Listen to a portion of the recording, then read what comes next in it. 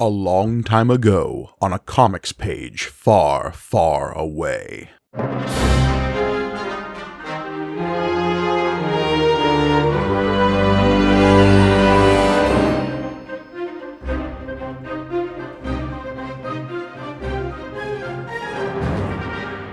Welcome to Panel Up, your monthly pop culture panel. I'm John Campbell. And I am Mike Gargoni.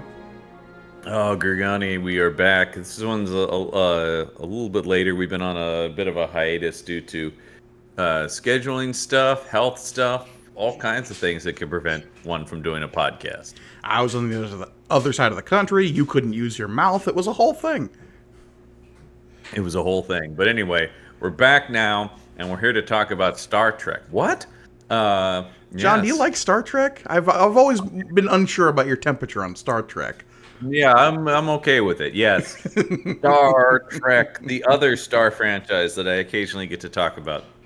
No, we've always, you and I, there's the Venn diagram of where we love both of these franchises, but like, much like the Donnie and Marie song, I'm a little bit Star Trek, you're a little bit Star Wars. It's true. We both love both franchises, but I think we each lean slightly towards the other one. Yeah, and look, that's just a matter of personal taste. It's not necessarily Sure. that there is this long-running gag in nerd culture of well, you can either like one or the other. It's cats or dogs. It's It's Star Wars more- or Star Trek. And that's always been stupid because I mean my attitude has always just been like, why miss out on good stories in it's the DC versus Marvel thing. You DC Right. or Marvel? Like, I lean a little bit Marvel, but I love a lot of DC. Sure, It's yeah. sort of like and once again, I just look for good stories. So why would I? The idea that and I don't. Do you actually know anyone who's like vehemently like that's always a thing I get where it's sort of like I never meet anyone who's like, no man, I won't even consider it. If I have met people who are like that, but it is only through the dint of that perspective on all of nerd culture, not necessarily Star Wars versus Star Trek. It's like, no, I've met people who are like, well, those are just silly space stories. Yeah. It's an interesting thing. I just don't understand the idea. It's like if I hear something's good, I'll check it out probably. Yeah. Like that's sort of the thing where it's like, oh, this is good Star Wars. Yeah, let's check it out, man. If this is good Star Trek, I'll check it out. Right. And those voices, I feel like, are, let us call them diminished in, let's say, the last 20 or so years, especially in the last 10 years specifically, when a lot of the monoculture is all owned by Disney, and they're producing all of the Marvel or the Star Wars. Right. that you will. Yeah. One, yeah, Star Trek is one of the only science fiction franchises Disney doesn't own now. Right, exactly. And that's what makes it such a interesting counterpoint to what we might normally get as the run of the day sci-fi, where it be your Guardians of the Galaxy or your Star Warses. Star Trek has always been off kind of doing its own thing. It has, and it's also been, it was a shared universe of interconnected things before Star Wars was, right? I mean, obviously you start with the original Star Trek series, but then as soon as you make Next Generation and then Deep Space Nine and on and on and on, you get all these different pieces of it that are like an ongoing world, that got there before. Now we do think of Star Wars as that, but Right. it was only that through like novels and comics like we cover on this show. Well, and I think Star Trek made that jump kind of eminently when it became a film franchise, even before we got the True. other shows as well, right? This is true, yeah. I mean, that's the thing. Is Star Trek always sort of had this ongoing. It presented a world that was more. It had all these pockets in it, whereas Star Wars implied a lot of stuff. Star Trek, went for it, and it's so interesting that now the world, particularly current Star Wars, feels a lot more like Star Trek in that it's a series of ongoing TV shows mostly that connect Yeah. over here, and you got to watch them all to get the full story. I mean, Star Trek was what Star Trek was in the 90s. Star Trek was always a franchise that felt like even if you weren't watching it, it was going to keep going. Whereas Star Wars was a little bit more fixed points in time, where for the longest time we had the 6 movies or the 3 movies or now we have the 10 movies, It's an whatever, interesting 11 I think. But yeah. It's an interesting thing because I've heard some people say this and people and by God, people online bitching about Star Wars, never. But no, but I do hear people talk about like Star Wars isn't special anymore. To which I'm like, yeah, like I still love Star Wars, but you know what I'm saying? Like, it's like, well, the second they started making the movies or shows consistently, yes, it's not ever going to be the thing where it's like they so rarely make Star Wars that every piece of it is this like tender morsel that I need right now. You're just sort of Right. going like it not being special by their definition of special. I'm like, yeah, but there's more of it, which as you know, as with anything, the more of it means the more we're going to be able to go, that was good, that wasn't as good, this wasn't that thing. And as a Star Trek fan, I'm like, Right. dude, welcome to my whole life. Yeah, exactly. Like you can point to, especially in the original series, like the noted decline in whether it be quality or actors giving a shit in that show. Budget, yeah, I mean, it's all Yeah, over the budget, yeah. it's all over the place. And especially when we're talking Star Trek, there's always going to be the people to be like, well, there's good and there's bad. You can take Star Trek as a whole, but there are episodes in isolation of every single series that are mean, like, there's some weakness in there. I mean, Next Generation's probably my favorite TV show ever, and there are, probably a huge chunk of episodes that are just unwatchable. There Absolutely. are some rough ones, that's for sure. Yeah. Yeah, every Star Trek show has that. It's so interesting as we bring this up because I just saw a post this morning that this last week's Star Trek Lower Decks that just aired is the 900th episode of Star Trek related television that's been That's released in the so history cool. of the show. Yeah, 900 Star Trek episodes, which is wild to think about. Well, and that was the thing for the longest time. Like, you asked anyone when Star Trek was kind of just coming back into the zeitgeist with the J.J. Abrams movies. You ask anyone about like the '90s TV shows and even the original series, and the common refrain was always like, "Well, you got to give it a couple of seasons for these shows to rev up, or you got to give it a few episodes, or like, okay, you can kind of skip around and here's the good ones." Whereas these days, I really do feel like we have hit the ground running, especially with these newer shows. Because today we're going to be talking about Strange New Worlds primarily, but it's really tough to avoid talking about Lower Decks and Prodigy as well as Discovery, honestly. And Picard, I mean, to a certain Picard, extent, yeah. I mean, we're definitely the Star Trek has kind of returned in a lot of ways. This is something I did want to talk about. Is Star Trek has returned in a lot of ways to where it was in the '90s, and even more so in the streaming world, where there are multiple shows now, and it does really feel like we're back in a Star Trek renaissance. Where for a while the franchise was, Star Trek never went away, but it was like during that sort of once the shows were over, and then we were occasionally making a Kelvin timeline movie. It was kind of like Star Trek's a little, a little light. We were a little light on Star Trek in pop culture after we were. I mean, especially the era we grew up in. And one of the reasons I became such a Trekkie, I think, was growing up in that era. It was everywhere. There were, at certain points, 3 shows on TV, and movies. Well, I think that the Abrams movie through the Kelvin timeline movies through, I would say, probably Discovery, there was this attempt to kind of reinvent the wheel where Star Trek is concerned, with some outliers here and there, but This Ain't Your Daddy's Star Trek.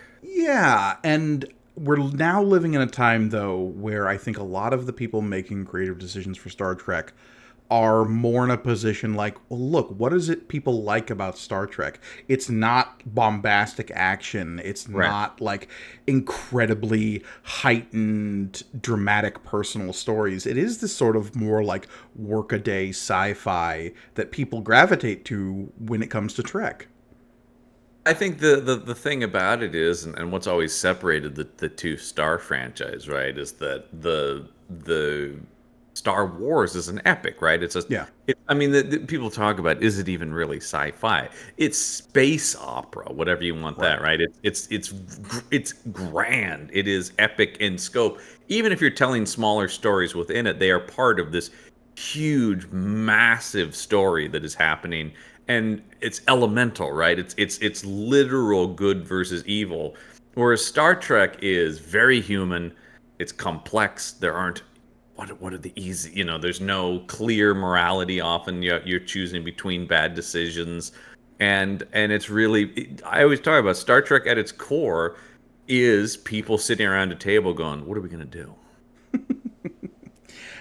One of the things I have marked as like one of the things I think makes Strange New World specifically a great Star Trek show is there are so many scenes where we cut to just Pike sitting in his ready room behind a desk, and he's talking to someone about what just happened and how like the situation, they're bouncing ideas off of each other. And Anson Mount is such a good actor, and so is the entire cast of Strange New Worlds, that no matter who he's talking to, there's always this sense of gravitas, but also he keeps it light enough that it's just like, look, we're talking about this because it's stuff we have to deal with every day, but I also like respect you as a person enough that I want your ideas and input. It's really wholesome. Yes.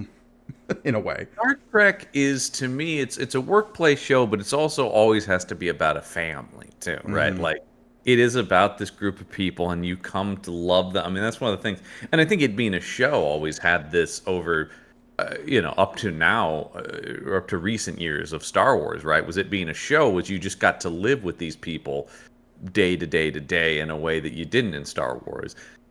So it is sort of that thing about like, not only when Pike is saying, do I respect you people and want your opinions, we as audiences know these characters so well that we're going like, oh, I bet they're going to say that. Oh, that's an interesting take from that person. They really start to become friends of yours, right? In a way that a good ensemble TV show can't. And that's another thing too.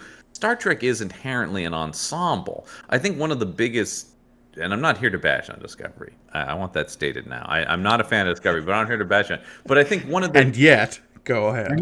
well, I think one of the interesting things about Discovery when they first created it was they're like, we're going to do something they've never done before. We're going to make a Star Trek show with a single protagonist. And I would argue maybe that wasn't a great call. Like, I mean, not that you couldn't do it, but even Star Trek Picard is still like an ensemble show. Even a show where the main character is in the title, it's still about how Picard interacts with other people.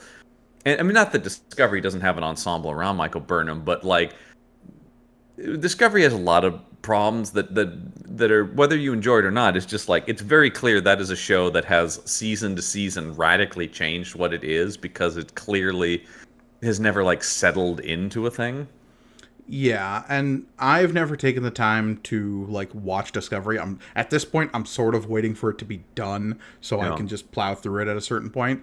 And it's so weird to me that I'm coming into Strange New Worlds with characters that were ostensibly created for Discovery in some big ways. Yes and no, right? I mean, like, most of the Strange New Worlds characters either existed in the original series in some capacity or were created expressly for Strange New Worlds. The characters around Discovery were Pike and Spock and Number One, and I don't think any of the other Strange New Worlds characters were on Discovery. But what I meant by that is in the original series, and we can talk about like the origins of the Strange New Worlds crew and kind of like how this concept of this crew came about, because I think it's fascinating.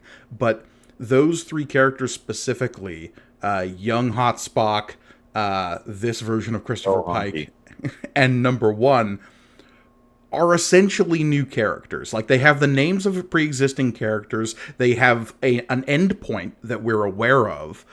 Yeah. But we're having to fill in those gaps in a way that is so treacherous when it comes to prequels, in terms of like, okay, we know how this ends, so how do we tell interesting stories to get there? And it's essentially inventing a guy who has to grapple with the fact that he's going to end up in the beep beep chair. We have to fill in a character who is basically non-existent from a pilot that never actually aired in number one. Yeah, number one is the character they can have the most like creative license with, because she really has very little context. Although I know, and hey folks, I'm a Trekkie.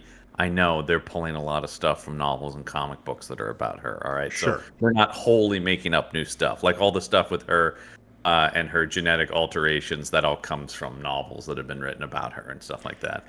And with Spock, they're dealing with such a character who has such a embedded legacy that they were afraid to recast him to such an extent in the J.J. Abrams movie that they just had their cake and ate it too with a time travel plot. Well, and I think I think so much working in Ethan Peck's favor. Not only is he great in the role, I think, but also in some ways, Quinto took the brunt of like being the first guy to play another Spock. That it's sort of like he can kind of slip in. It's the George Lazenby effect a little bit, where it's like you rip the Band-Aid off of somebody other than Sean Connery being James Bond, so that Roger Moore didn't take all that flack. You know, it's sort of like I think that's a very good comparison, actually. yeah, because it is sort of the thing where it's like, and I think most people like what Quinto did, but it's sort of like he had the like, oh, you think you can be Spock? But like once the precedent is set, other people can be Spock. There was considerably less arms folded reaction to a new Spock, and also a new Kirk as well. That all of a sudden, aside from some people I know who have issues with this Kirk, Brendan Jones, Brendan Jones, by the way, friend of the show, Brendan Jones, who I will say so wants to hate Strange New Worlds but loves it, but is so just like, they shouldn't be doing this. It's a prequel. I don't want to do the stories before Kirk is captain, but also it's really good and I can't deny how great it is. Ever wrestling with this show. Well, and that's one of the things about Strange New Worlds that makes it such an interesting topic of conversation, is that it is a Star Trek show that hit the ground running in such a way that there was no growing pains, really, which is so rare for a Star Trek show. It is. I mean, I do agree with people that like it's the best first season of a Star Trek show that's ever been made. No, there's no question. Because usually, as you bring up, it's true. I mean, the famous thing is every Star Trek show you have to wait for season 3, except for the original series. Right. That one happened in reverse. That one happened in reverse. Where, yeah, exactly. It got worse as like, especially they had their budget slashed every season, and people started to hate each other. Looking at you, Takei and Shatner, who are still sniping at each other right now as we speak on a Comic-Con stage somewhere. I just love these guys who are like in their 80s and 90s going like, well, he was a bastard to me in 1965, you know? And look, it's not to diminish Lower Decks either, because that's a show that's been kind of running simultaneously with Strange New Worlds. Yeah. And obviously they've had that big crossover episode this last season of Strange New Worlds. But even that show had to get over the hurdle of, this is a genre of Star Trek that's never really been done well outside of straight up parody, and that's like the continuous comedy. Right. Yeah. And I think that was that certainly I think was the biggest of the swings of these, right? In terms of like, we're going to take Star Trek, into a new genre, into a new stylistically, because it's an animated show, but it's more in the vein of something like The Simpsons or Family Guy, and it sort of has these simple drawings as opposed to, you know, the previous Star Trek animated stuff is really tried to feel like if you watch the 70s animated show, it really tries to be the next season of Star Trek. It isn't really, it's sort of like, this is how we can do it, not let's make a Star Trek animated show. But it comes off, because it's an animated show, feeling a little bit more stilted, a little bit more dry. It's like watching animatics. Well, it also, once again, is the fact that they way the hell cheapened out on that animation on the sure. And I love the 70s animated show because the writing is still really good. The problem is the animation really lets it down. Right. So I think that was a big thing. The other thing that Lower Decks has, and once again, not to diminish its success, but it is purposely designed as an outlier. The thing that I've been consistently amazed by is how much it does feel like Star Trek, but it also is able to comment on Star Trek. So you talk about it kind of gets to have his cake and eat it too. It gets to be Star Trek, but also be a little bit above. And I think one of the keys to the success of that show is it's never too much above the material, but it's always a little bit above the material, right? Because it's always a little bit, you know, what I love about it is clearly everyone on that show is a huge nerd for the thing. So it's them going like, right, you guys? So it's almost like a secret club where it's all like, come on in here. We've seen all the episodes too. Look at this thing, you know? Yeah. And When in the first season they're mentioning Roga Danar as like the guy who beat Picard. That's going to be one of those like, okay, in truth, there is no way that somebody on a random ship in Starfleet knew about that one episode, but we can comment on it as fans and be like, okay, we know there's this one guy who somebody in the writer's room like dug in his heels for. Right. Then that's the thing that's so great about it is this really, and that's why I always tell people I constantly am recommending that show, and I feel like I run into this less and less, but especially when it premiered, there was a like, dude, that's making fun of Star Trek. I'm like, no, it's laughing with Star Trek, not at it. That's the thing that's so amazing about it, and I really have seen almost nothing.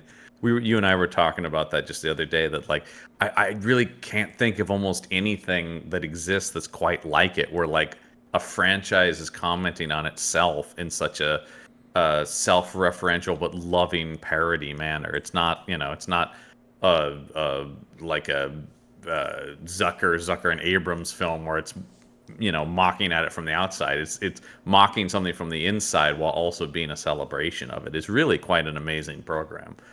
I mean, the closest thing I can even compare it to is something like 30 Rock, right? That's like commenting on the SNL life, and that is so cartoonish in its presentation as well. Yeah, well, also, but like the thing that's always the like the secret Lower Decks thing is like, if you remove all the jokes, they're actually pretty good Star Trek stories. Right. Yeah. Yeah, the thing that really it's a really incredible show, and I think I've recommended it here before, but if people should be reading the Lower Decks comic book, which is excellent. It's written by Ryan North, who also who wrote a lot of Unbeatable Squirrel Girl at Marvel. Okay. It's a great choice for the Lower Decks aesthetic and stuff like that. So, but yeah, I think Lower Decks is the thing that I feel like people, and one of the reasons we're talking about Strange New Worlds, we did an episode about Picard, which also like is sort of cheating, right? Because it's like they basically made more Next Generation, especially season 3. Yeah. So it's sort of like, you know, you talk about hitting the ground running. It's like, well, everyone comes in absolutely loving every one of these characters and the actors that portray them. So there's a lot of goodwill towards Picard from the start. Strange New Worlds. Well, Strange New Worlds is interesting because I was going to say it actually has a lot going against it on paper. But the other thing, Strange New Worlds wasn't meant to exist almost. Like they put those characters on Discovery, and then it was just that people liked them so much on Discovery that literally fans are going like, can we watch a show about them? So, I mean, in some ways, the success of Strange New Worlds makes a ton of sense because it was born naturally out of just people loving these performances on Discovery and maybe even liking them more than the Discovery characters. That seems to, from what I've read online and like hanging out in Star Trek subreddits and just seeing people's reactions online, and again, that is just like the loud people who like to talk about things online are the people we're actually hearing from there. Sure. So take it all with a grain of salt. But the consensus that I seem to be reading a lot of the time is that Strange New Worlds is the Star Trek show people have been wanting since Next Gen ended, right? Yeah. No, it does feel, well, it's the first one of these that really feels like the next Star Trek show. Like it really feels like the thing that Strange New Worlds gets so right is it's that thing people talk about in Star Wars too, where you go like, this just it tastes like Star Trek, man. Like it's a new thing. It's so made for now. Like it's the one of the big things is it doesn't feel regressive. But but it has the essence of Star Trek, I think, that people have been missing from. Discovery set out to be, like we were talking about, it ain't your daddy's Star Trek. It's like, this is Star Trek for the streaming age, man. It's darker, it's got more violence, it's not, this isn't about a crew, man. You know, season 1, and by the way, spoilers for everything we're talking about, but it's like, season 1, you think that's your captain? Nah, man, he's a villain from the Mirror universe here to fuck up the world. And a lot Also, of the these, Klingons are all weird and different now, and they're gonna be super violent. And if we don't want to be here for an hour, don't bring up those Discovery Klingons with me. But I'm just saying, like, there was definitely a thing about, like, no, man, this is a new thing. And I think Strange New Worlds is so great because it's like, okay, well, how can we be a new show for the streaming era, but still like maintain as much of Star Trek as we can? Like it almost feels like the writers of Strange New Worlds are going like, okay, but what is core to Star Trek?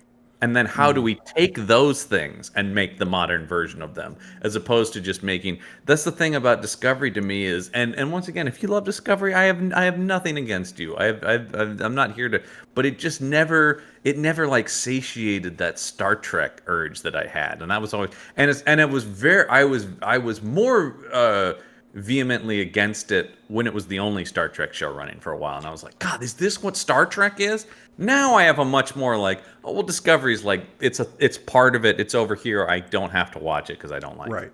And that was always the thing back in the 90s as well, when you had something like Deep Space Nine that did try to break the mold in a similar way, where it's like, okay, we're not on an adventure. We're dealing with more like stationary and like political intrigue, and it's a war story, and all this other stuff that Deep Space Nine is now vaunted for. At the time, what people, and you can go back and like read articles in, I know, magazines about people saying like, this isn't Star Trek. No, it was very interesting. Yeah, and there were literally people going like, because that was the first one that was made without Roddenberry, and people were going like, you waited for him to die and then you destroyed his creation. And there was, and now it's interesting that as you bring that up, now Deep Space Nine is, I mean, I'm not going to say unanimously because who could, but like, it's such a common thing. It's like, actually, it's maybe the best show, like objective of the 90s ones. Yeah. Oh yeah. Like people are just going like that. That really, because I think the thing that's so great about Deep Space Nine is it did break the mold of Star Trek, but not in a way that it sort of opened it up, right? It had managed to evolve Star Trek. It said this can be Star Trek, which can be this. I think without Deep Space Nine, the franchise would have died out much sooner. You know, I mean, I think that would have been the thing about it is Deep Space Nine proved you could do a different kind of show and still be Star Trek. And so I think that was they pushed the edge there, and like all those shows, took a while for it to get really good. Sure. Yeah. You know, because I have met people who go like, I don't know, man, Deep Space Nine's kind of boring. I'm like, hey, you gotta stick with it. I'm telling you, it ends up. I mean, you know, eventually. You're in a war, man, and it's the most intense, fastest-paced Star Trek show. And Sisko is maybe the most intense captain we've ever had. Oh, unquestionably, dude, Sisko. I mean, people always talk about who your favorite captain is, and I have the nerdy answer of like, well, what's the situation? Right. Yeah, what are we talking about? Because if we're in a war, I want Benjamin Sisko at command of my fleet, you know? But if we're going up against a space anomaly, I want Janeway punching a hole. Well, I do. That's the thing I was talking about. Like, if you got to argue logic, you get Picard in the chair. Right. And if you need somebody to come up with a totally insane thing, then you go to Kirk, right? Where it's like a guy who's going to come up with the like, well, this isn't technically what the rules say, but you know. But I was, it's like Janeway was the perfect captain to handle that situation. I don't know that anyone would have handled the hugely insane thing that Voyager was going through. Captain Catherine Janeway was exactly who that ship needed at that time. Like, you know, spoilers for this season of Lower Decks, though it is the first episode of the season. Is a huge homage to Voyager. And I think Ransom kind of like sums it up perfectly when he says, "It was Voyager, man. Shit got freaky." Yeah. One of those wacky Voyager solutions, you know. I mean, like, you know. And that's the other thing too is I do feel like Star Trek and even to a certain extent, this is where I still think Discovery fits in to a certain extent, right? Is like, well, they all have their own vibe, right? They're Yeah. all within the franchise, but people have their favorites because every show has its own kind of vibe. And I think even as nostalgic as Strange New Worlds feels, and so many people, and I've seen so many particularly older Star Trek fans really embrace Strange New Worlds, going like, "Oh my God, yes, they're going back to classic Trek, original TOS era." It still has its own identity. It doesn't just feel like more TOS.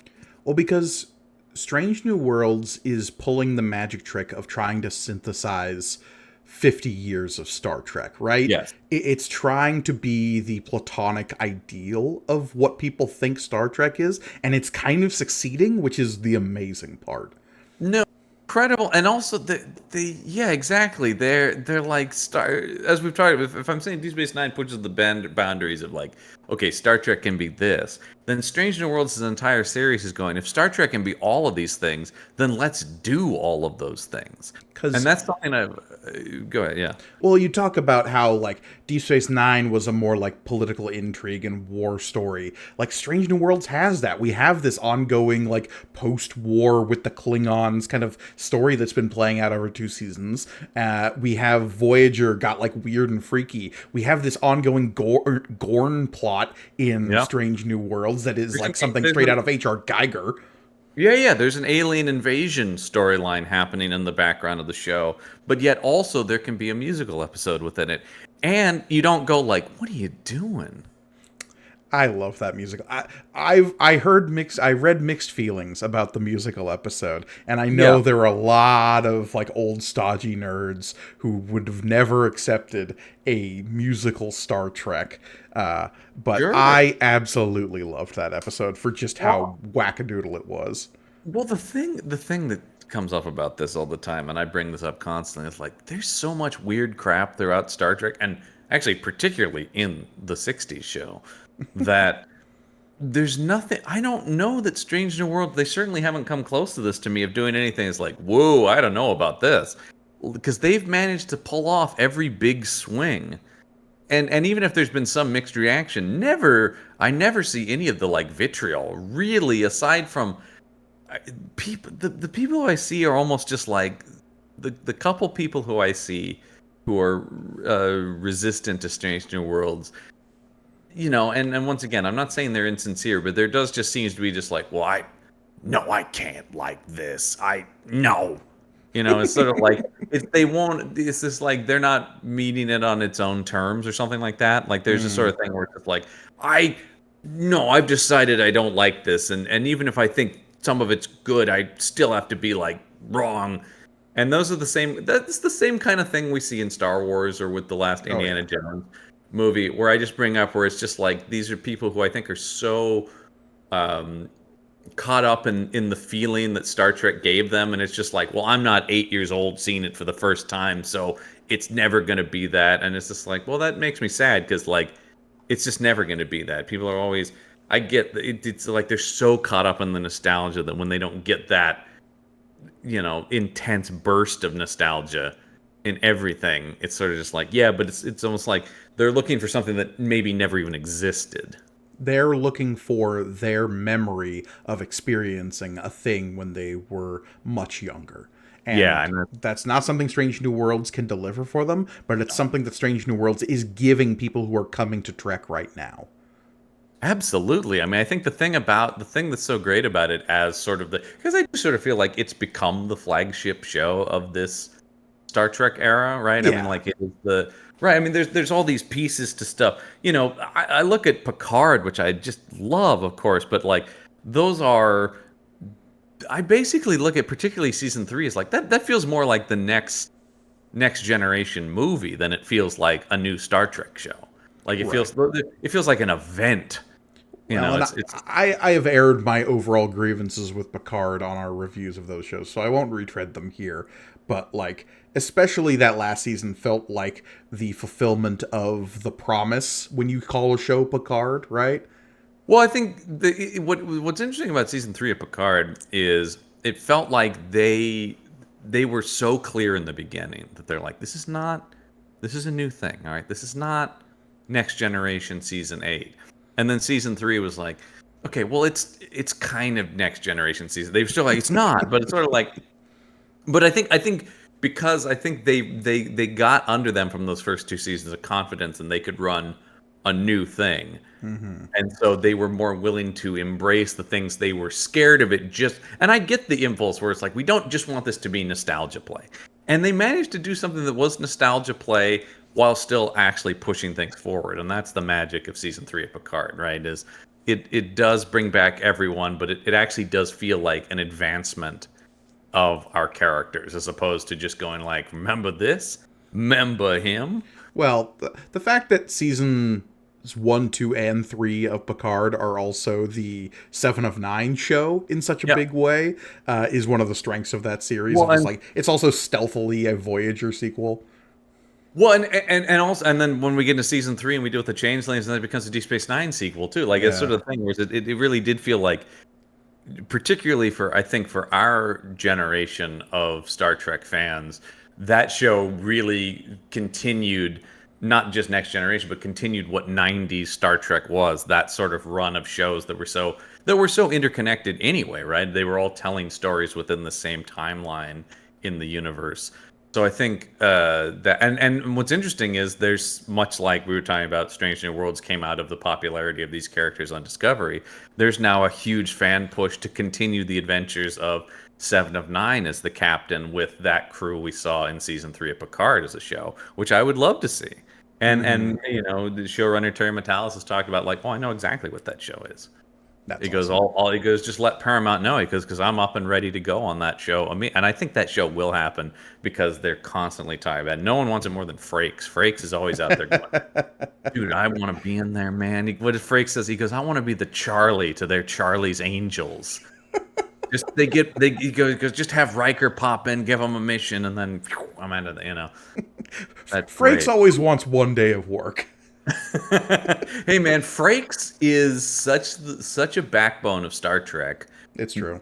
The fact that he is, I don't know, at this point he might have directed more Star Trek than anyone.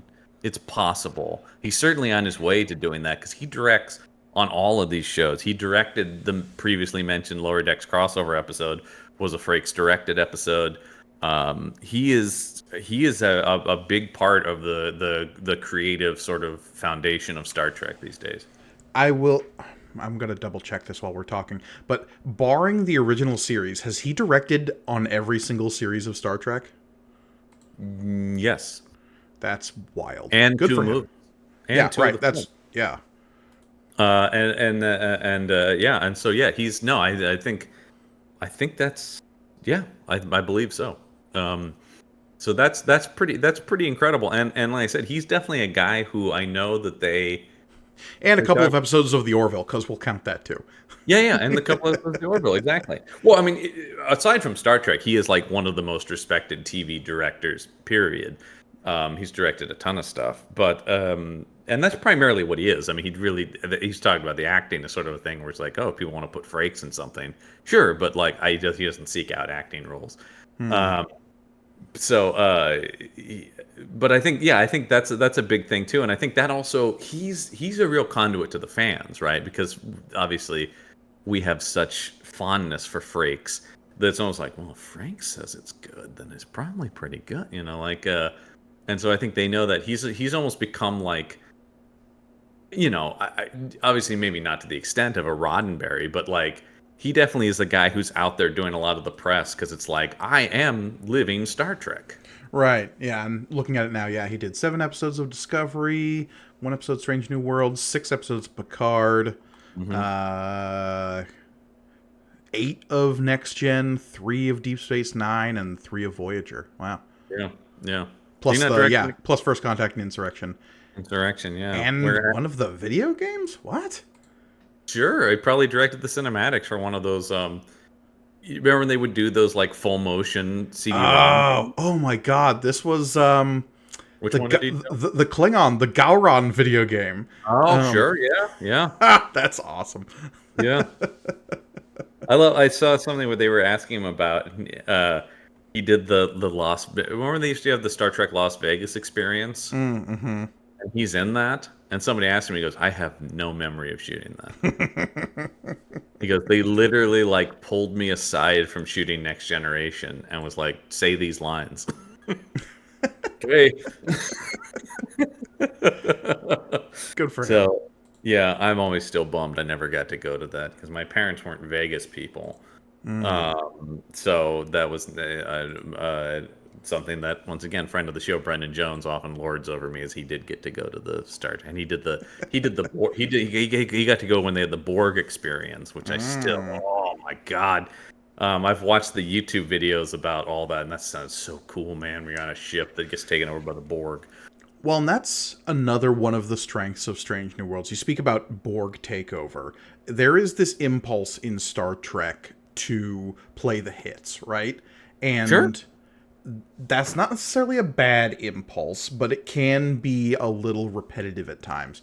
That impulse isn't bad. It's what you do with it, right? Is always Right. It's the whole thing about the nostalgia stuff, and I think that's something that Picard did a good job of, is finding new ways in each season to get the Borg in there and do something different with them. I think Strange New Worlds has struck a great balance of playing to people's expectations about what we're going to see in a Star Trek universe that is more interconnected, that is more consciously connected to both the past and the present of the franchise, but also not like leaning on too obvious of things. Like, if this show had been made 10 years ago, I would have expected some, and this is something that maybe like Discovery's a little bit guilty of as well, based on what I've read about it and what you've told me about it, of just like, okay, this thing that will be a thing in the future, we can never talk about it again because we're technically a prequel. So everybody shut up. Yeah, that was the thing about Discovery, was I think one of the biggest mistakes Discovery made from the outset was setting it before the original series. Because Strange New Worlds, one of the things about it, when people talked about like, oh, another prequel, it's like, yeah, but we know this is the case. This is no new information from Strange New Worlds about the idea that this was the makeup of the crew before the original series. Discovery is asking, what you didn't know was there was this hugely important thing that massively connected to our characters, and yet they never talked about it. And then literally, yes, at the end of season 2 going, that's because they were sworn to secrecy by Starfleet, that they could never speak of it. Or that it's just like, okay, well, that's, once again, if you like Discovery, more power to it. But in my opinion, that's dumb. I find that to just be dumb storytelling. And one of the fun parts of Strange New Worlds is seeing this crew that we have now slowly evolving into the composition that we know from the original series. And that starts with Uhura, obviously, played by the eminently talented Celia Rose Gooding.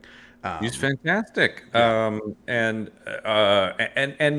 they're doing the thing I like in a prequel and they're doing it with Uhura, with Spock, particularly with Spock. With Spock as well, yeah.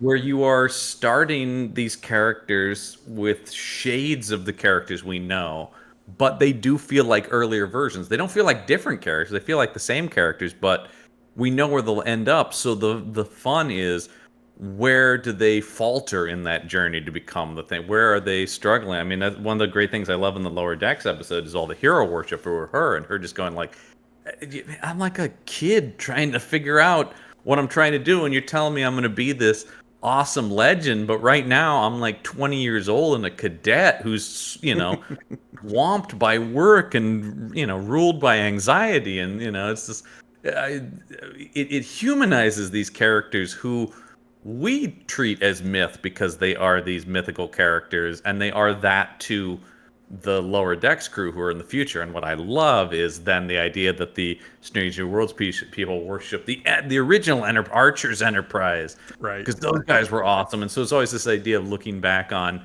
the pioneers before you and going like, oh, those people, they ruled. When if you were to go back and meet them, they were just doing the same thing too, man. Everybody's just trying to figure things out. Right. And what's what I really do appreciate about Strange New Worlds is we take characters that were kind of like sketches of characters. I think Dr. Mbenga is like the biggest example of this. Yeah, I mean, Dr. Mbenga was in one episode of the original series. Yeah. But like, And and same with Nurse Chapel, honestly. Nurse Chapel was like a recurring character who was about in the original series. Yeah. But those are two characters who are just like kind of there. We don't really learn much about them other than Chapel has this previous relationship with Spock that isn't super discussed much in the there's show. like a weird vibe between them in the original series. And I mean, and some of that was 60s television, right? Like there's just, they just weren't thinking in things like, oh, there's, it's almost more like, oh, that's an interesting thing. Nobody then thought, people think that's an interesting dynamic in this scene for them to have a past, but it was never a thought of, and then we'll set that up and we'll build it and we'll explain it later. It's more just like, that's dramatically interesting right now. Right. But the fact that we could take characters like that who have just like a sketch of a personality traits and backstory and really build those things into something dramatically interesting. I think the Chapel Spock stuff especially is one of the more compelling ongoing plots in Strange New Worlds. And it has this aspect of, yes, exactly. Not only it helps that Jess Bush and Ethan Peck are amazing actors, and yeah. I mean that's the thing. I mean, across the board, so much of the success of this show, as with any ensemble piece, is that everyone in this cast is incredible. Across the board, they cast this so well, and then on top of that, then you add the writing and the directing, which are some of the best. Particularly the directing, may be the best I've ever seen in Star Trek. It is so exceptionally well directed, and I think that a lot of that is they're giving Star Trek the resources it needs, which is kind of new for Star Trek. Which is it's weird for Star Trek being this iconic, beloved franchise that's lasted decades. Paramount never treated it like this, like Fox or Disney have treated Star Wars. It was always like, yeah, but how little can we pay for it? The fact that we've had 2 seasons of a Star Trek show and only had 1 episode that was filmed in a contemporary modern city is a miracle. Yeah. Yeah, I mean, that was the thing, was like the and I think that's also part of my love of Star Trek, was it was the scrappier franchise, right? Star Wars always had the prestige and the money behind it. And Star Trek was always like, what can we cobble together for this much money? Because they are just not going to give it to us, man. We have a bunch of Civil War reenactment people showing up. Well, that'll be a metaphor for the Civil War between the Qs. Yeah. Exactly. That's exactly. You're trying to, what can we do that's already on the Paramount backlog? Right. I mean, literally, that's where you get stuff like Piece of the Action, the original series, where it's like, they still haven't taken down those sets from the Untouchables show. Can we do like an old-timey gangster planet, and stuff like that? And they were just filming a Roman gladiator movie. There'll be a gladiator planet, stuff like that. This Western set's still standing up. There was so much of that was very much just about making television in the 60s, going like, yeah, man, we just got to get a show out this week. But I love one of my favorite things this season on Strange New Worlds was the season 2 finale, where they go down to the Federation refugee planet that's been made to look like the 1950s. Yeah. And I love it because I'm going like, they are, and then I watch because I'm a nerd for this stuff. I always watch the after show, the Ready Room that Will Wheaton hosts, where they talk about the making of each episode, and they spent so much money building that 1950s town and the detail of it, and I'm going, you are now spending resources and detail to recreate a thing the old show did out of necessity, but they are doing it now to reference something the old show would have done because it was cheap, and they are now doing it in an expensive way because that's now in the language of Star Trek. And I just thought that's so cool. That necessity is why these characters exist, right? Because for a little bit of context for people, the character of Captain Pike was the captain in the original filmed pilot of Star Trek. Cage. The original pilot of Star Trek is one of the rare shows that got... this almost never happens, where they shot a pilot and the network went, yeah, we don't really want this, but like there's a kernel of an idea, so try again. That doesn't happen. So they recast a bunch of people. They recast everyone except Leonard Nimoy. Yeah. Right. They like wrote a whole different episode, and that is what we eventually got. But the pilot footage of The Cage, that episode that was filmed, still existed. So at some point, they needed to it an episode. So they cut up that footage to make it pieces of a two-parter. Two-part of the menagerie where they sit and watch, as I heard one of the podcasts I listened to talk about, it's a Star Trek episode where you watch the Star Trek characters watch Star Trek, which is so weird. But it's true, because you basically do just, everyone goes like, everyone look at the screen now. That's Captain Pike. He's gonna, let's follow this adventure he went on. One thing that I love about Gene Roddenberry, in sort of this way, like Harvey talks about with his visionary creator and stuff like this, he was also very frugal and was always like, I will get my money's worth out of anything we did. Like, I don't know if you know about it, in the 1970s, before they made Star Trek the Motion Picture, they were already talking about bringing Star Trek back to TV for something called Star Trek Phase 2, where they were just going to reboot the show before it became, then when Star Wars came out, then that's when they thought, let's turn this into a big budget movie. But they wrote scripts for Star Trek Phase 2, and most of those got gobbled into Next Generation episodes because they were already lying around. Like, Roddenberry never let anything go. If there was already something ready to go, he's like, I think I can reuse this. So I think that's where you get stuff like that. But without that, I don't think Pike would have any memory it would just be a totally lost thing, right? Right. Yeah, if it wasn't for the fact that they reused that footage and contextualized that character as a piece of the Enterprise's story, it would just be a lost pilot. Yes, exactly. And I actually get an interesting thing that Strange New Worlds has that is something from the previously mentioned 70s animated series, is that there was a captain before Pike, Captain Robert April, who we now see as Admiral Robert April in Strange New Worlds. And so the idea that Kirk is actually the third commander of this ship is something that, but once again, Robert April is introduced in the 70s animated series. So, there's all kinds of stuff like that where the context and history of this stuff, and of course, a lot of it comes out of, as this show is so much about, and we normally do, just nerds remembering that shit, right? Yeah. Well, so much stuff between Strange New Worlds and especially Lower Decks have been pulling so much from the animated series. It's pretty wild to me that a show that felt like an afterthought in a period where we didn't know if we were ever going to get any more Star Trek, suddenly becomes like a deep mine of content to be plumbed. The 70s animated series really existed purely because it's like the show become so popular in syndication after being canceled, and it really was just a scrambling to go, how can we bring this back? What can we do? And it was just sort of like, I guess, like a cartoon show? Is that a thing? Can we?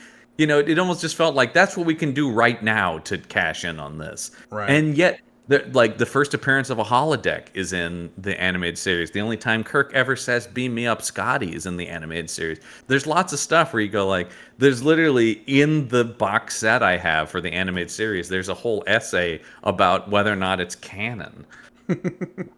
At this point, it absolutely is, right? Yeah, sure, yeah. I mean, let me say, there's more evidence that it's canon than there's not. That's for sure. Right.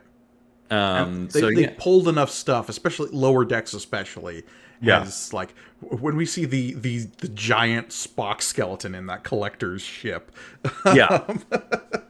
Well, and there's key stuff, like there's the whole episode Yesteryear that's like if you're going to watch one episode of the animated series, there's that, which deals with Spock's childhood. And almost all of that stuff has just been continued to be proven that that's exactly what his childhood was like, based on that one episode of the animated series. And the other thing was, they brought not only the entire cast doing the voices in that, but the whole writing staff of Star Trek came and wrote on it. So there's really no reason, other than it's an animated series, to think that it's not canon, because the entire involvement of I look at it as season 4 of Star Trek. Sure.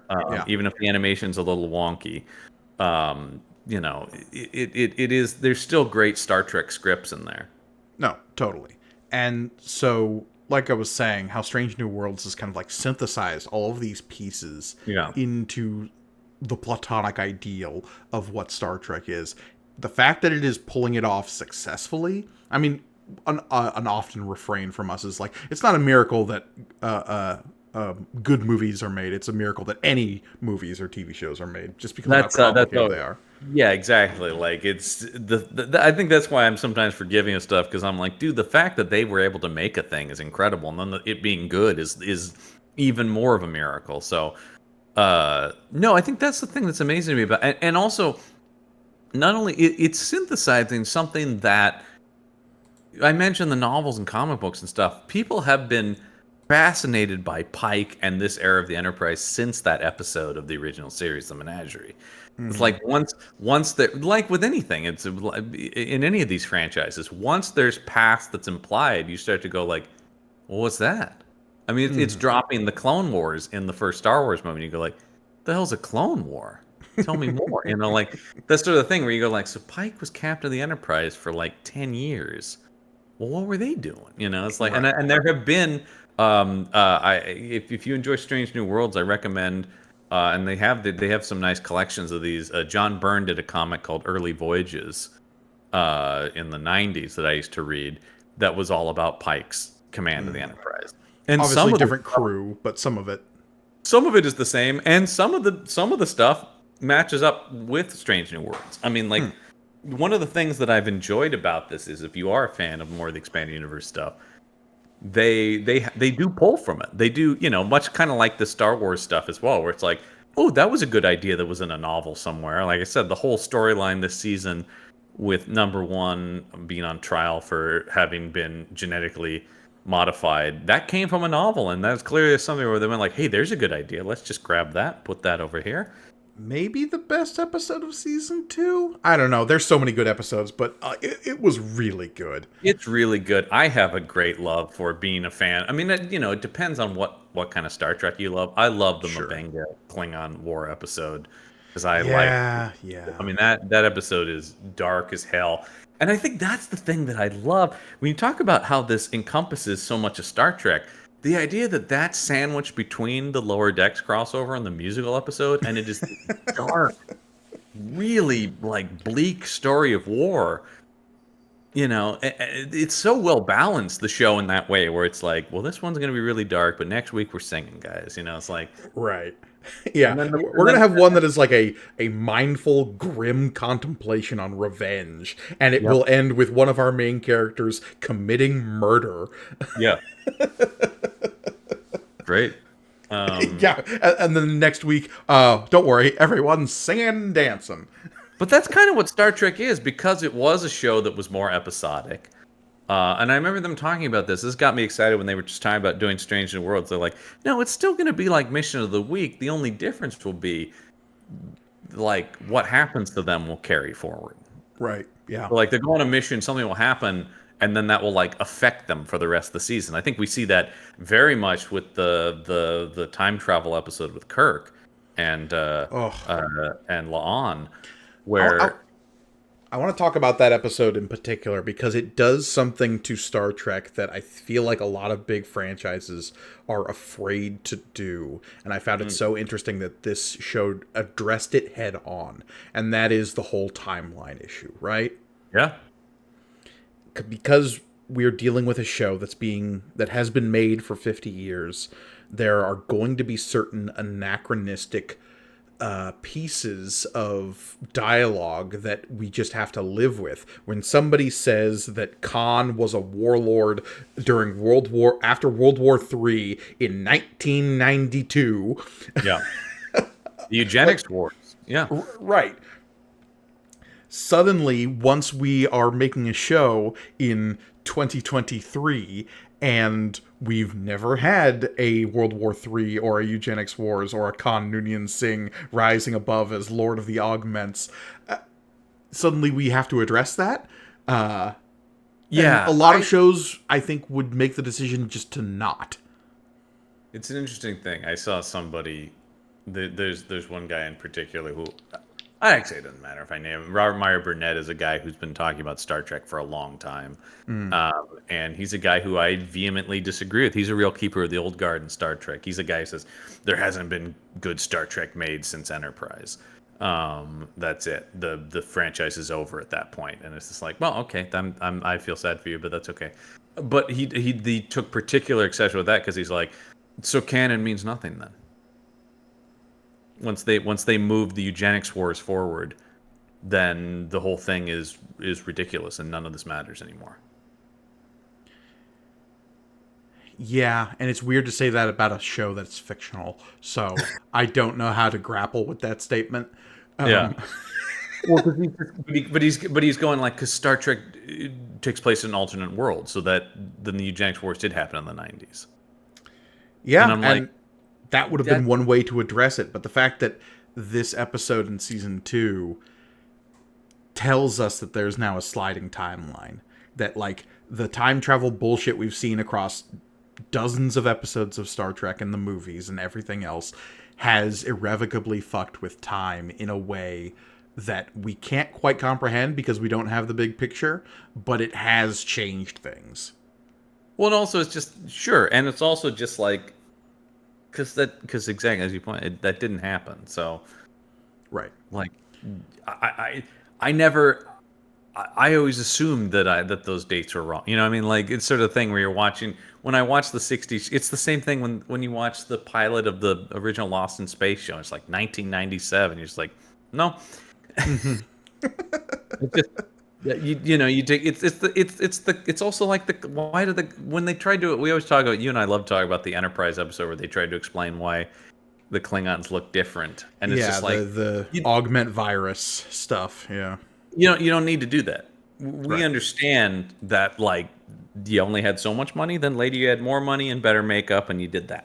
Once you were making the movies, you could afford forehead ridges. We get it. Because I mean, there's always then people bring that up too about like, well, why are the effects better and the technology? One of the things I love about the design of Strange New Worlds, though, is they've really found this cool hybrid between, it is future tech, but it still kind of functions like the '60s show. They still have the like jelly buttons on consoles and stuff like that. So that it is like, oh yeah, it does feel like a modern sci-fi show set in the future, but there's still enough DNA of the 1960s futurism in there, which I think is so flipping great. open the communicator is the best part. Yeah, I mean that exactly. There's that kind of thing, right? Where it's sort of like there's anachronism in the retrofuturism of it, right? And just embracing that, because once again, it's just like, well, that's just the DNA of Star Trek. That's what Star Trek looks like.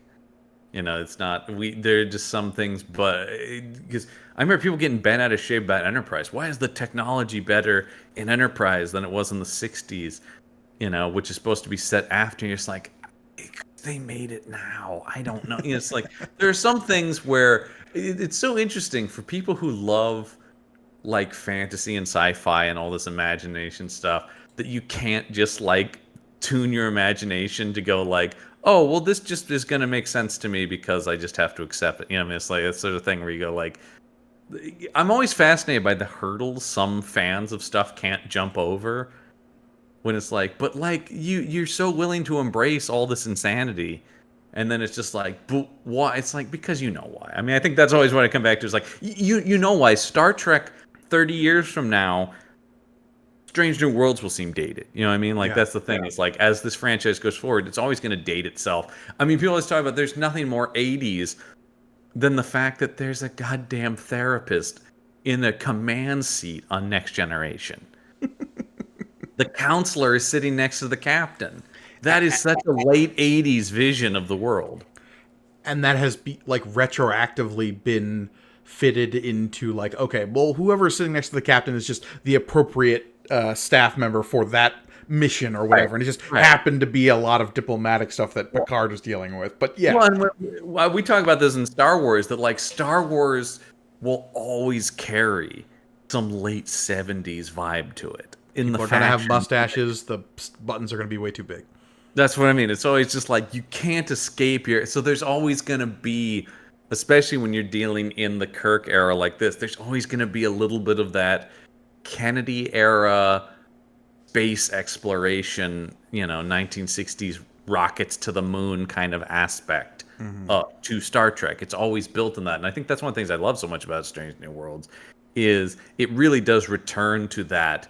We are exploring the galaxy. It is the final frontier. And I think while I love Deep Space Nine, I do think because Deep Space Nine was so good, there's been a lot of attempt in modern stuff to be like, we need to be more like Deep Space Nine because that was dark and serious, and that's what people want. And Strange New Worlds proves you can be dark and serious while also being fun, funny, swashbuckling, big crazy adventure show, weird alien shit. Well, and have like classic Star Trek episodes that are just purely literary references, like Yep. the Lotus Eaters episode. Which was like just okay. Let's do an Odyssey adventure. Yeah. Yeah. What if Pike was Theseus? Let's do it. Yeah, sure. I mean, and then season 1 has that whole fairy tale episode, Yeah. which I love when Star Trek can do. And that episode is a perfect example. The fairy tale episode is a perfect example of like, what the hell's going on? And then by then you're like, oh wow, this is actually very well thought out and based around emotion and character work. Right. And actually, there is a reason they're doing this. And I think the other thing that Star Trek really benefits from in the streaming era is there's 10 episodes, right? One of the reasons there's so much bad Yeah. Star Trek is they had to make like 27 episodes of the old shows. Of course, some are going to be terrible. That's no way to make anything. Sometimes Janeway just needs to play out a weird Victorian romance ghost story. God. I love Janeway, but if that's what she wants to do in her free time, God, she's a boring lady. We don't need to see Harry Kim playing his clarinet sometimes. Oh man, I do love that they had Harry Kim's clarinet in that Lower Decks episode. Actually, does he play the clarinet or does he play the oboe? I always get those two instruments confused.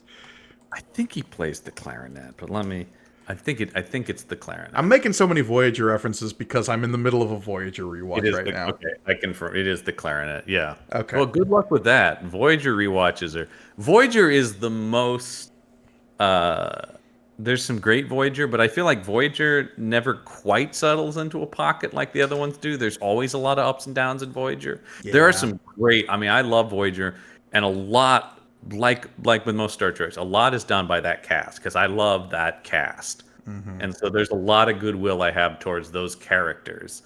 But there are times in Voyager where you're like, what were you guys doing? Voyager suffered from, I think, the most of, because it was the last of those, is just like, talking about having to play the hits. It's just like, I really got the sense that writing staff was like, what have we not done? Like, we've done so much Star Trek at this point.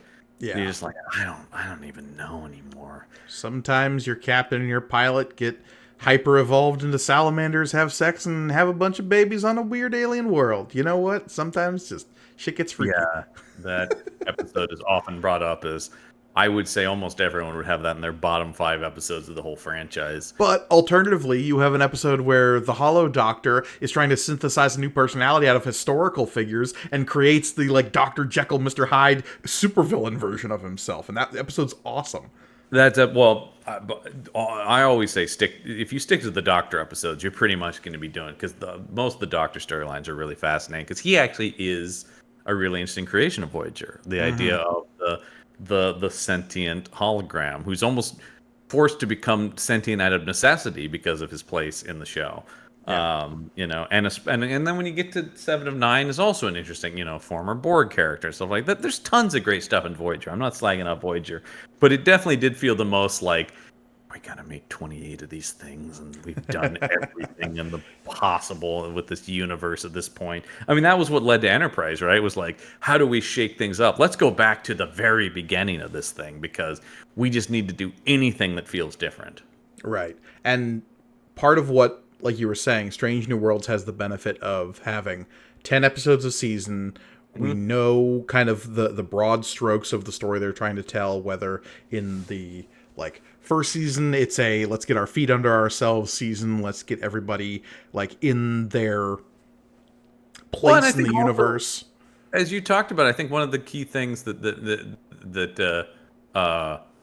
works so well about it in the character of Pike in the first season really establishes is so much of his arc of that is the acceptance of his own fate, right? And that Yeah. gives us this interesting place to go to.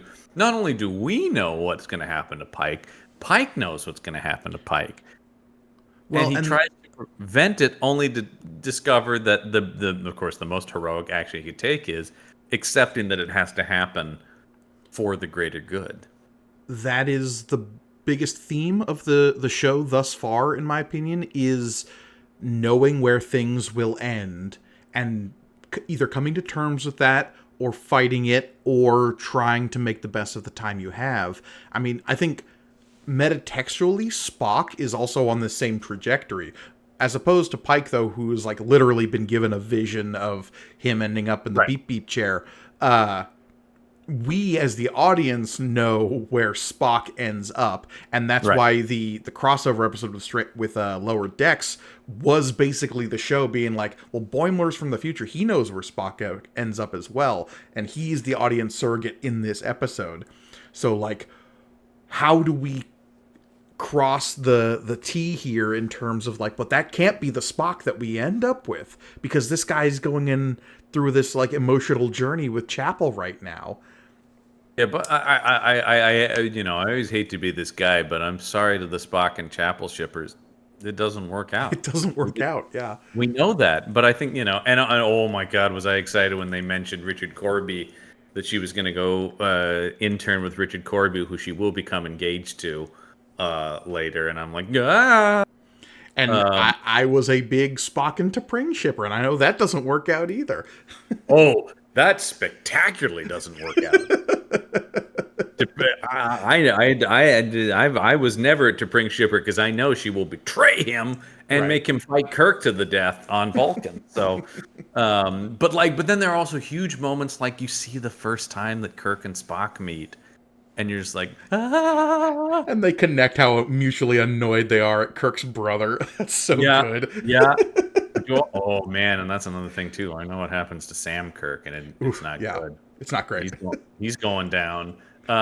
You know, I mean, I love the way that Kirk is seeded throughout the show too. Let's talk about that because, you know, you've known me long enough to know that, you know, I'm always talking about Jim Kirk. Jim Kirk is Kirk is your guy. Yeah. Kirk is my guy, man. There's no, so, you know, you bring Kirk into the show, and I'm really gonna be. I've really liked what Paul Wesley has done with the part. I know there are people who don't, and that's fine, but I think he's done a good job of playing Kirk, not playing Shatner, and I think that is really, really tough. That was the hill he had to climb, and I think that was probably the most difficult performance you were going to have to get out of somebody who's portraying a member of the original crew, is because Shatner has, as Kirk, has been parodied to death And in pop because culture. Kirk and Shatner, like where one begins and the other ends, is much tougher to. Spock has Spock characteristics. Leonard Nimoy created those, but Leonard Nimoy isn't Spock. Shatner is kind of always Kirk. Like if you see Shatner at conventions, he's Kirk. I mean, like that's the thing is. Nimoy wrote a whole book saying he isn't Spock.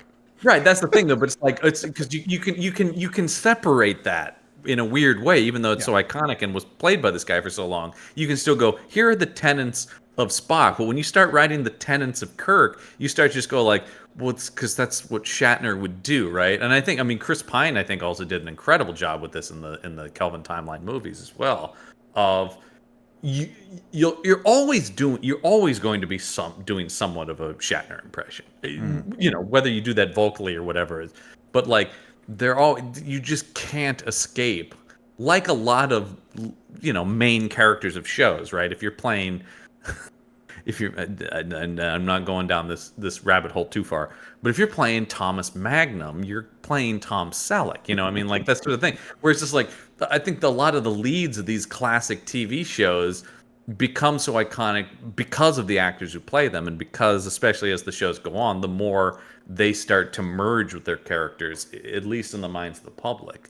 Sure. So Kirk, I think, has the, you know, Nimoy could take off the eyebrows and the ears, and suddenly he becomes somebody else.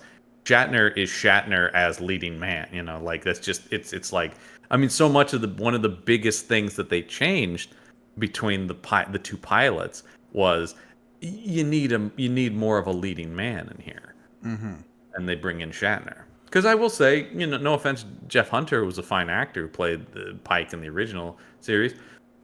A lot of it was on the writing, but Pike is dull. The network was not wrong to go, this guy can't carry this show. Right. And you have this kind of like genial everyman in Pike that this show, Strange New Worlds, presents as true, but because like he's a guy who likes to cook and ice fish and like he's not the swaggering badass that Jim Kirk is. Right.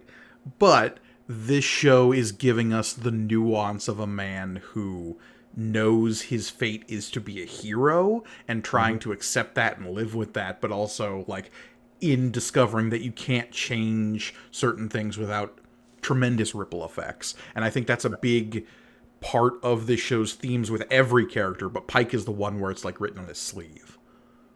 Right, exactly. And that's, and like I said, I mean, the idea of it was so compelling in the first season is watching him accept that and just going like, well, if that's what happens, that's what happens.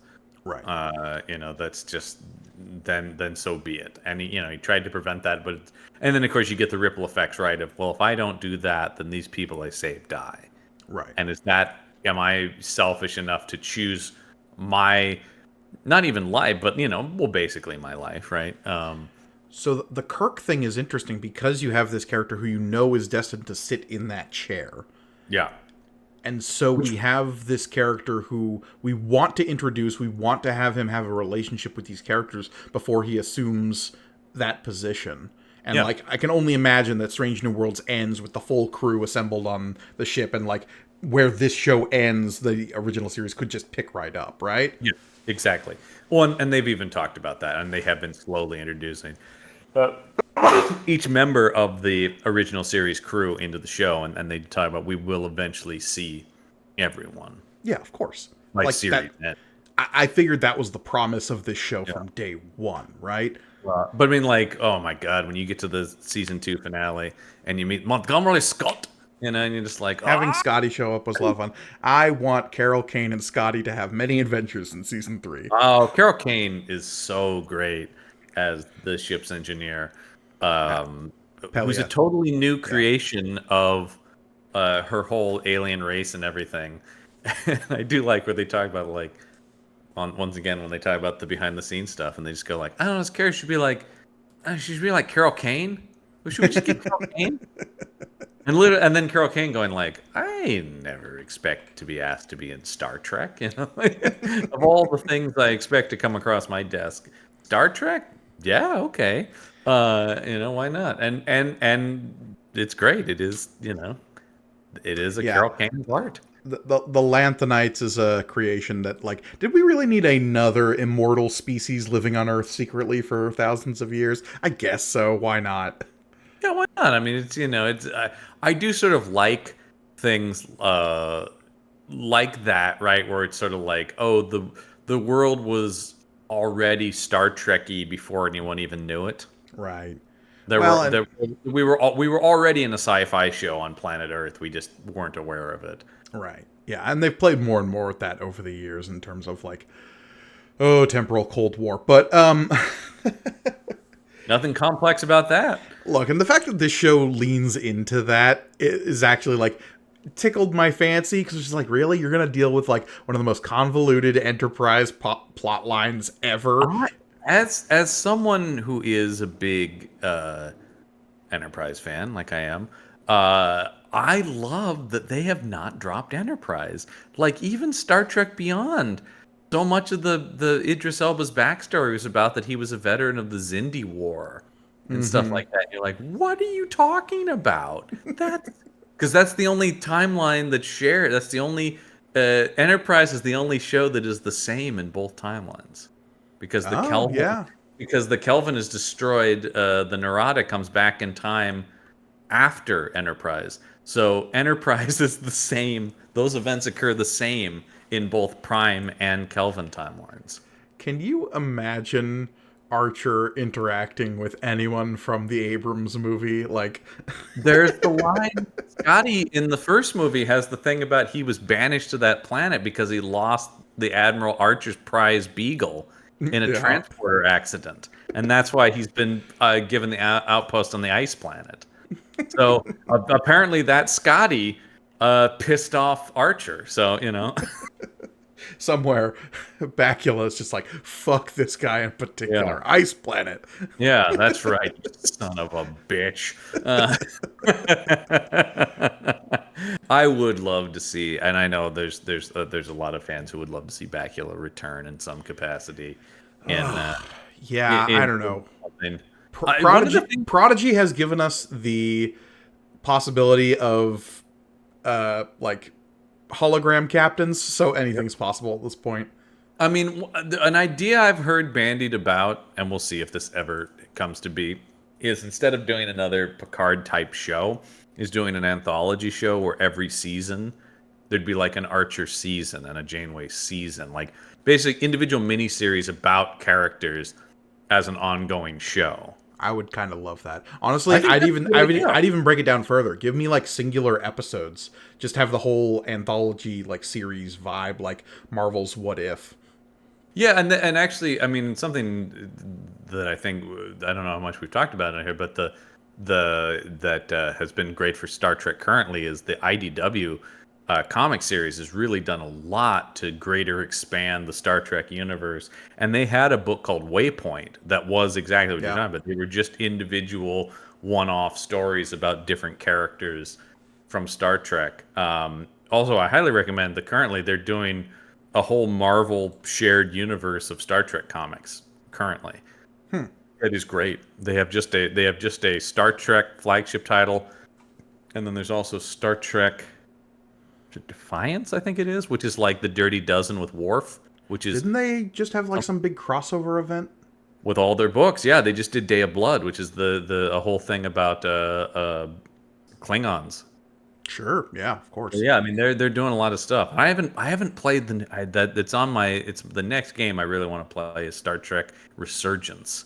Is that kind of like that Telltale style game? Yeah. It's whatever the new company formed by the former Telltale people. They've made a Star Trek game, and I've heard a lot of Trekkies raving about it because that Telltale format is perfect for the Star Trek universe. Totally. It's more about diplomacy, more about how you interact with people than it is about firing phasers and stuff like that. Not that there isn't some phaser firing in it too, from what I gather, but Well, you just want that notification up in the corner that says the captain will remember this. yeah, exactly, yeah.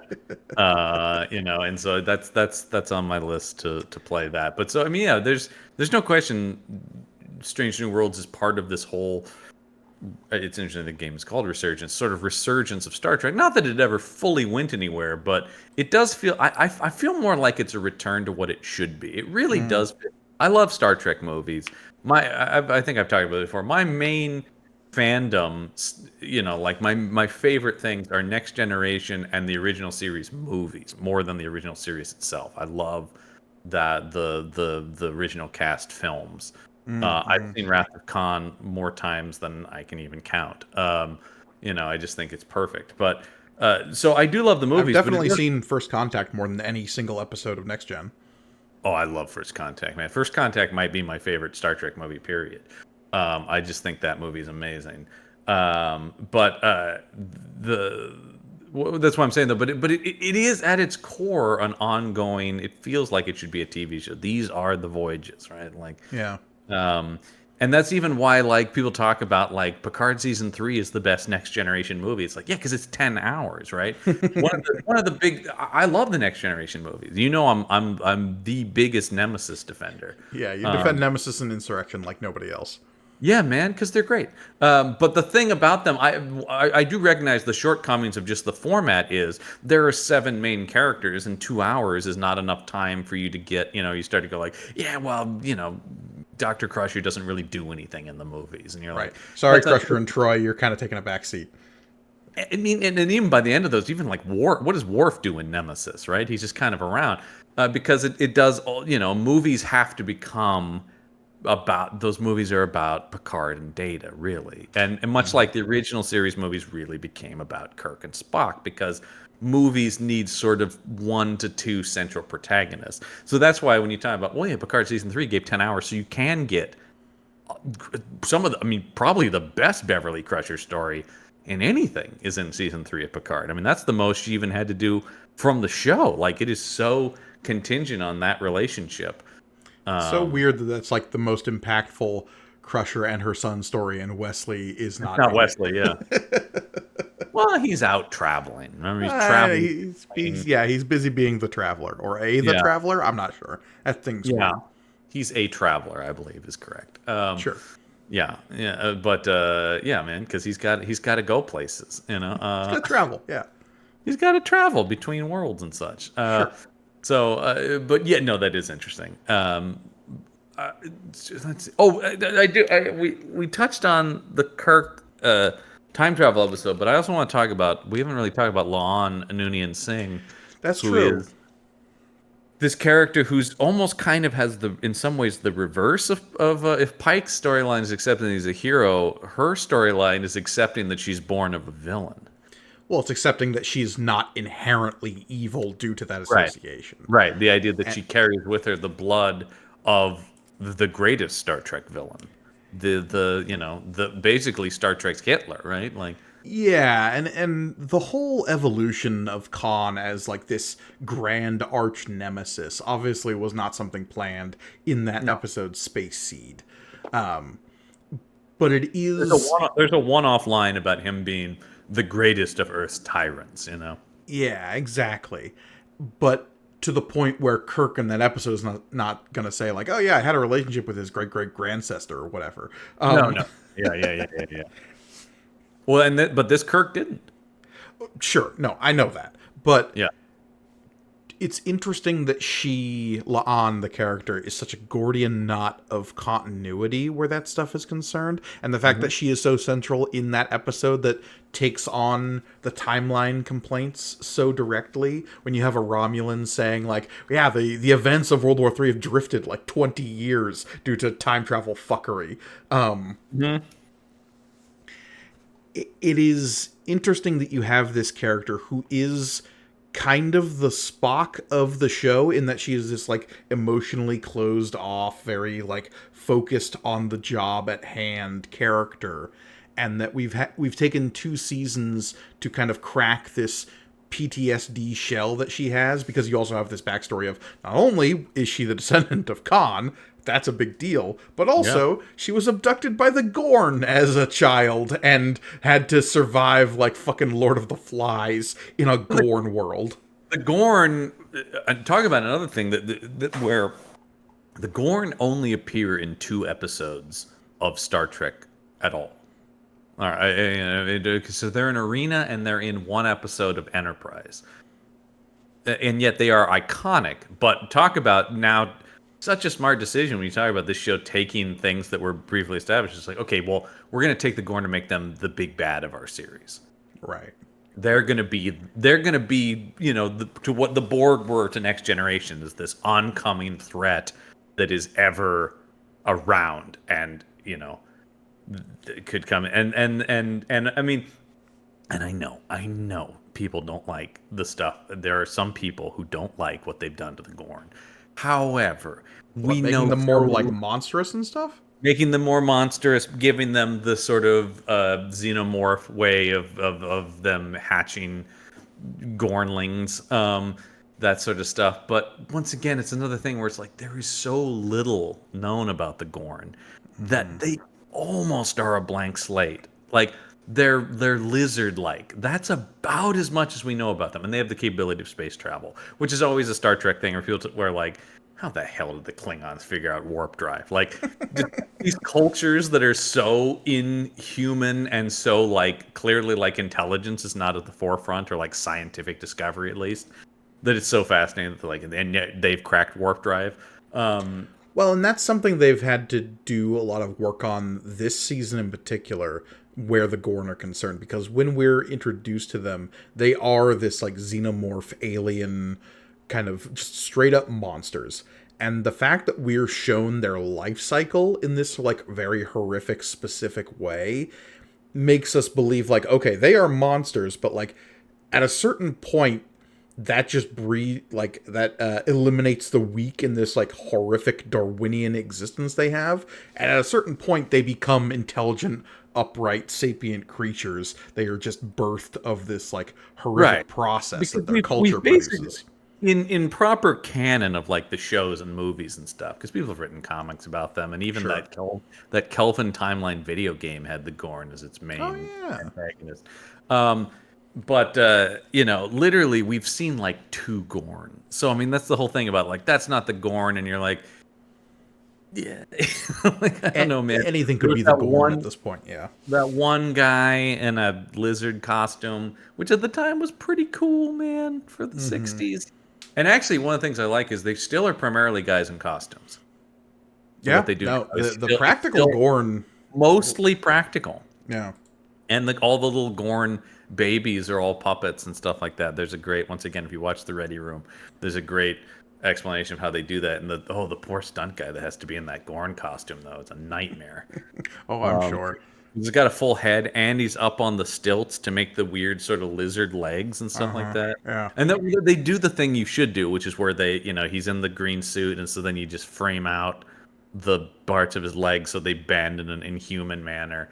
It's a good mixture of practical and digital, which I always think is the best, of course. And I think we've seen Star Wars has done a lot of great stuff in the TV shows with that as well. Ahsoka right now, especially, like, we're in a golden age of weird creature puppets in sci-fi Right. TV. I love it.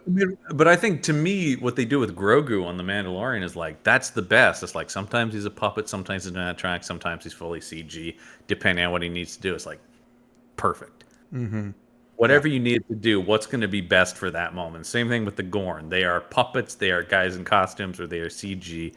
By the way, Spock fighting a Gorn in Zero Gravity in that suit just rules. It just rules. I don't know what to tell you, man. Yeah. Like there are times. I mean, I one of the things that is we talked about this. There was sort of this like we got to action up Star Trek. It's like, well, Star Trek isn't immune to action. Like that's not. It's not like Star Trek can't have action. The episode where the Gorn are introduced is just literally Kirk fighting a bunch of people in an arena. Yeah, exactly. Yeah, I mean that's the thing where it's like it's literally called Arena. But Kirk makes gunpowder. It's awesome. But that's the thing about Star Trek can have action. It's just it's not all action, and I think the action that's in Strange New Worlds is awesome when they let these characters throw down because they can. And also I love anytime they let Spock be a badass. Oh, sure. Spock can be a huge badass. Should it be logical to do so? One of my favorite bits ongoing in Voyager, as I'm rewatching it now, is Tuvok, like, calmly explaining to some schmuck on a planet, like, due to my Vulcan physiology, I am far stronger than you. Please do not attempt to fight. They throw a punch, he just grabs it, twists their hand, and forces them down. It is something that people talk about, like what the strength level of the different alien races, and Vulcans are one of the strongest alien races. They just don't use it a lot because it's often not logical to commit violence, you know. Right, And so the yeah. thing was like, but should it be necessary, they will fuck you up, man. Yeah, so seeing... we haven't talked about him a lot, but, like, Ethan Peck has a lot to carry in this show for being us one of the Spocks at this point. Yeah, one of the Spocks. And I think he does a fantastic job in this show of balancing getting to the actual humanity of an inhuman character, right? Or a half-human character, I guess I should say. Really wrestling with that, which just based on the limitations of 1960s television, Nimoy only got to do sparingly, right? Like the dichotomy of he is a child of two worlds, which is the most interesting thing about Spock. He is happy, lest we forget. Spock sort of, I mean, this is an interesting thing, and I think it's something that this show does a great job when you talk about it as a prequel, is the Spock of the original series is mostly, he's really trying to live the Vulcan life. He really is Vulcan. There's an episode literally where they're like, are you more human or Vulcan? And he's like, I am Vulcan. I consider myself to be Vulcan. But of course, that's a lie, right? Like, I mean, like he's lying to himself to say that. But so here we see a much rawer Spock, though, who really hasn't settled between those two halves of himself. And there's a real battle within him. Yeah, I mean, especially the relationship with Chapel, right? Including, like, I feel love for this woman.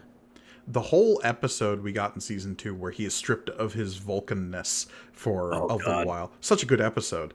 Such a good so well written and so incredibly well played by Ethan Peck. Yeah. And it's kind of more of a goofy one, but it's a goofy one that is getting to the heart of a character in a way that this show can really excel at, in a way that like the original series was limited. That's the thing that's so great about it, is every time they do something goofy, it is for a reason. The musical episode actually advances the plot and the characters. It's not just, let's do this because that'll be goofy. Let's make Spock, fully human because that'll be silly. It's like, no, it's actually saying something about the character and advancing the arc of the show. That's always the thing I respect about this, is it never feels like, hey man, let's do a musical episode. It almost feels like, we want to do this. Oh, we could do that with a musical episode. It almost feels like the gimmick comes secondary to, this is the story we're telling, which is how you should tell a story, obviously. Right. Even the crossover episode with Lower Decks, which is like, it's what is for so long been a stunt in the TV world, right? Like, for as long as there have been sitcoms, there have been the episodes where a character from another sitcom showed up at some point. When Frasier's plane got diverted to the airport in Wings, Look, it's a tale as old as time. Yeah. How many people from different shows eventually found their way into Cheers or onto the set of Happy Days? Like, right. Oh, Happy Days. Yeah. Yeah, When exactly. When Orc from Orc shows up on Happy Days, you're like, wait a minute. And a lot of that was like backdoor piloting and stuff, and reverse engineering to create a new show. Do you have any idea how many shows are connected all in the family? It's insane. Right. But what Strange New Worlds and Lower Decks were doing was also commenting on this idea of legacy that is tied so deeply into Star Trek as a whole, and how it's become one of the larger themes of the franchise. How this story doesn't ever stop, like you say. It is the continuing voyages, and how the people in the future are affected by the legacy of the characters from the past. The thing that's so amazing about that Lower Decks crossover is it doesn't feel gimmicky at all. No. Like, it really doesn't feel like it's just like, hey man, let's do this, and it's just a lark. It's actually a really good episode of Lower Decks, and it's actually continued, or it's a good episode of Strange New Worlds, I should say, and it's continued into Lower Decks. They reference that stuff in the current season. You mean like that incident with Pike we're not supposed to talk about? Well, but it's also, it plays into the character growth of the characters from Lower Decks, because one of the huge strengths of Lower Decks, I think, is the fact that all of these characters who could so easily just be static Simpsons characters are actually having to go through character growth. I mean, the fact that so much of this season was about them no longer being Lower Decks.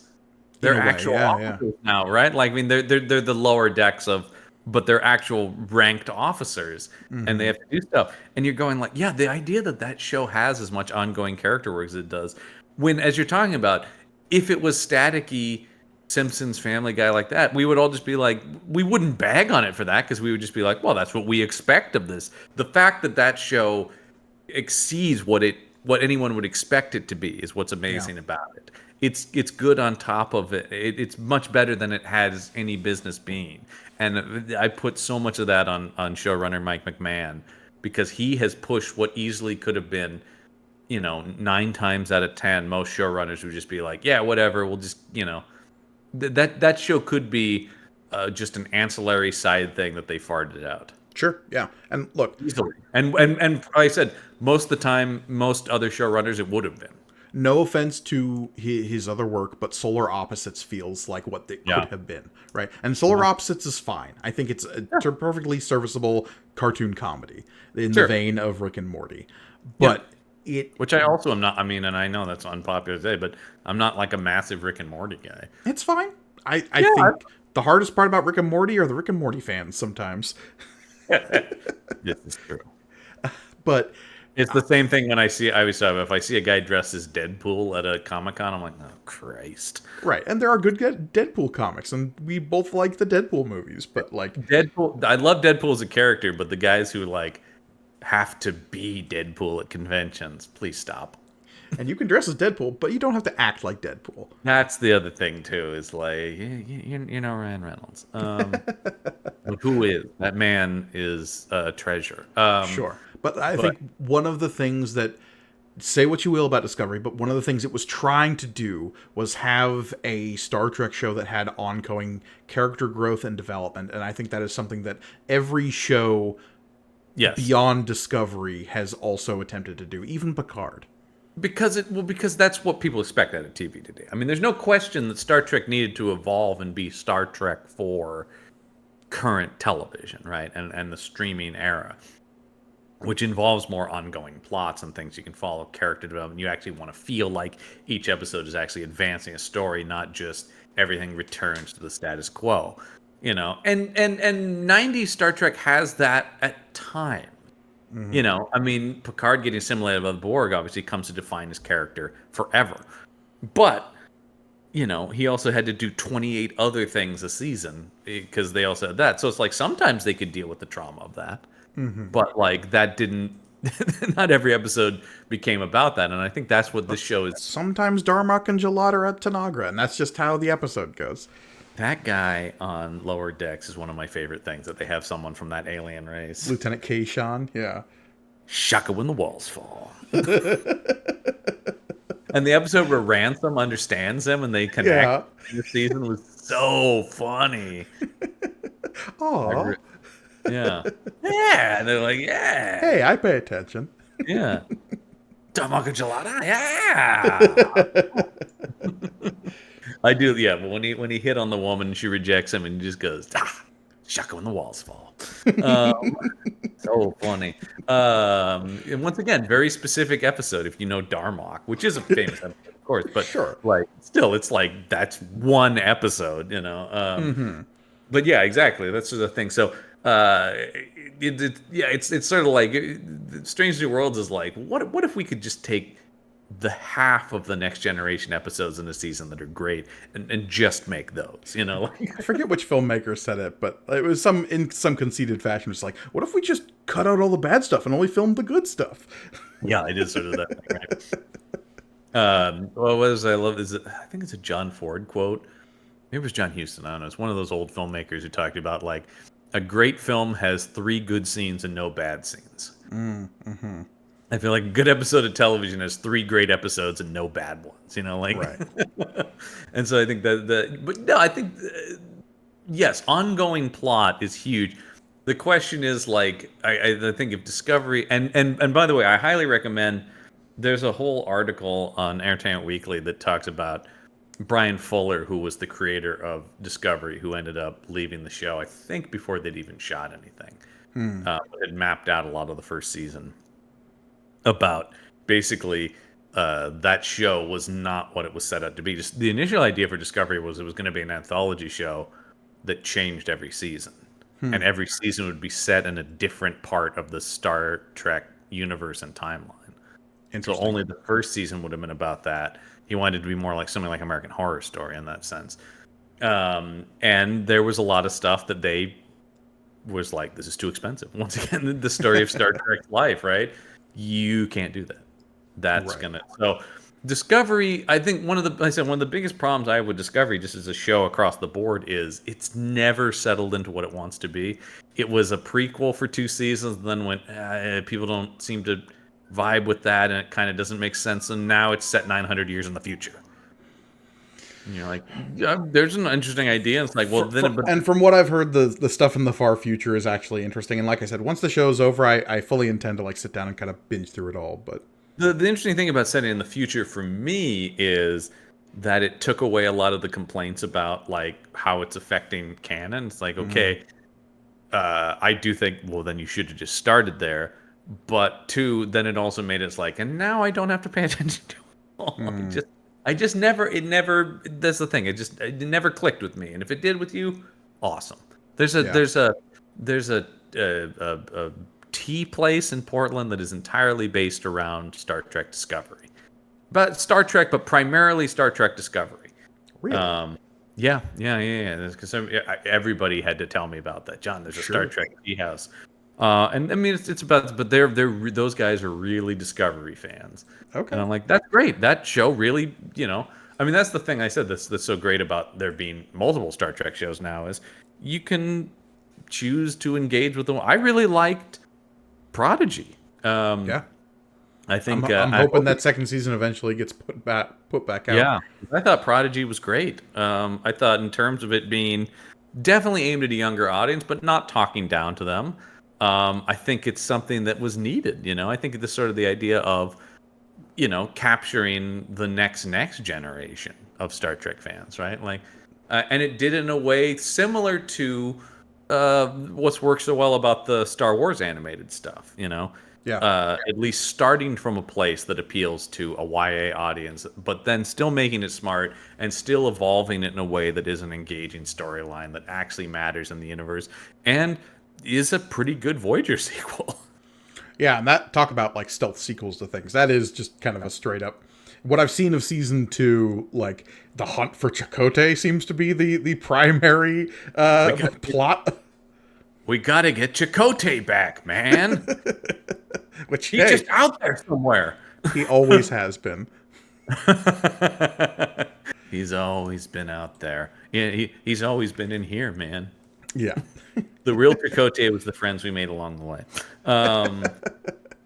No, that's great. I mean, I said they're definitely, and there also is, I think, something we haven't talked about, that one of the reasons I think a lot of this stuff is working is they really do have a core creative team who aren't necessarily running each show, but there is a guiding hand to massaging all of this so it fits together, right? Well, and that talked about Alex Kurtzman, who's sort of the de facto Feige, for lack of a better term, for Alex Kurtzman, kind of the all things run through him, much like we had, but that was why Star Trek the 90s worked so well, was we had Rick Berman in that position as sort of the keeper of Trek. Right, and we also have Akiva Goldsman, who's kind of like been two-handing a lot of this stuff as well. Two-handing a lot of, and Strange New Worlds is a lot. That's really his baby. Akiva Goldsman, who people always bag on Akiva Goldsman because he's credited with writing Batman and Robin. It's like, he also has an Academy Award for his script for A Beautiful Mind, but sure, yeah, he wrote Batman and Robin. Like, it's just like any screenwriter's going to have some shit on their resume when you're just a working Hollywood writer. I'm sure he wrote Batman and Robin before Hasbro got their hands on it. Yeah, no, that's the thing too. That's the other thing too. Is like, yeah, he's the credited screenwriter on it, but yeah, I don't think he was writing something to become more toyetic. No, especially because he was showrunner on Titans, which tells me, oh, you have a real love for DC in a way that I don't think was that. Right. So yeah, that's sort of the thing. So I do think, yeah, it's like maybe leave off on that, and he's doing an amazing job on Strange New Worlds in particular. But yeah, there is sort of a core creative team there. Jenny Lumet is also in there a lot. One of the things they've done that I love is talking about not only embracing the novels, but they brought in a lot of the novelists who write the Star Trek novels to write. Kirsten Byers, who writes a lot of the Voyager sequel novels, which are great, by the way. If you're a Voyager fan, I highly recommend any of her Voyager novels, which continue after the show. They're fantastic. Cool. So yeah, there's definitely an embracing of all of this stuff, and there's been a more conscious effort to, and I think because it's less, Star Trek is a little less lore based, even though there's like timeline stuff. They haven't had to throw out as much of the canon as, and I also think there's always just been a more maybe because Star Trek has always had shows and movies and novels and stuff running side by side. There's less of this like the whole controversy with throwing out the expanded universe of Star Wars. Sure, yeah. Well, there's always been like, look, I never expect any crew of any Enterprise to actually meet the X-Men at any point, but that is a book that happened. There's always stuff like that where it's like, well, that's just a lark. But then there's other stuff. I always feel like because Star Trek is so episodic, a lot of the novels I read are like, well, sure, Kirk and the Enterprise could have gone on that mission between episodes at some point. There's a lot of stuff where it's like, yeah, why didn't, who's to say that didn't happen? Star Trek was always based on missions and stuff like that. I think a lot of the post Next Generation stuff has been retroactively wiped from canon by Picard. Yeah. Just because of the nature of like, there are a bunch of novels that I've read that take place after Nemesis and get into like Picard's dealings with the Romulan councils and stuff like that. But now there's a whole bunch of new novels I've read that are set in and around Picard. And in fact, recommendation for we're always big audio drama fans on here. Audible has an original audio drama with Jerry Ryan and Michelle Hurd that is a Seven and Rafi adventure that was made exclusively as an audio drama for Audible, and it's great. You should check it out. I want them to do more Star Trek audio dramas like that. I am excited because Andy Robinson, who played Garrick on Deep Space Nine, just wrote a Garrick novel, and he's reading the book for Audible. That's awesome. Yeah, man, I'm so excited about that. More Garrick, who everyone knows is the best Deep Space Nine character. Everyone loves Garrick. This is Odo erasure, and I won't have it. No, Odo will always have. I mean, Odo is of course my favorite because of course he's the last honest lawman on a. I mean, look, I love Deep Space Nine because it's a western. It basically is. It's about a guy cleaning up a town in space. That's the thing. That's what we're saying about Star Trek has always, I think, had. I like I said, I think it's interesting to see the growing pains of Star Wars, right? When we compare the two franchises, because Star Trek has always kind of had all these different pieces to it, and I think Star Wars fans are. It's that thing about Star Wars isn't special anymore. I think a lot of Star Wars fans are learning to have to accept, and I think some more than others, that like there's gonna be this flavor of Star Wars and that flavor of Star Wars and this. I just read a really interesting article. For every Andor, there shall be a Book of Boba Fett. Well, and I think that, but I just read an article that talked about like the Andor problem, right? It's people going like, well, it's not Andor. It's just like if you expect everything to be Andor, you're not gonna like most Star Wars because like Andor is the outlier here, right? The incredibly intelligent, incredibly philosophical adult drama in Star Wars, that's the rarity. And also they were talking about like that doesn't mean you then have to shit on season 3 of Mandalorian for being pulpy, right? Like it's the thing about like it is that thing. And Ahsoka being like a weird transcendental force journey and about like the nature of spirituality. Yeah, we'll talk about Ahsoka when we do this on the next month's Oh, panel. I'm excited. Yeah. But it is interesting to hear like people go like, Star Wars. I mean, literally, where you go like the dialogue's too slow and there's too much silence between lines. You're like,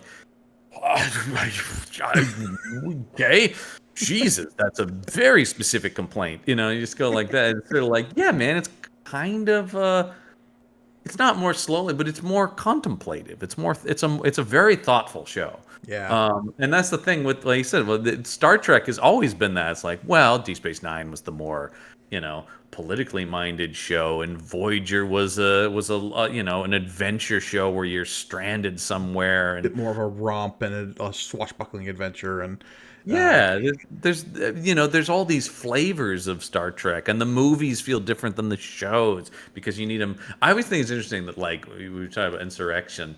The big complaint I always hear about Insurrection, people go like, well, this could have just been an episode of the show. I'm like, yeah, it's good.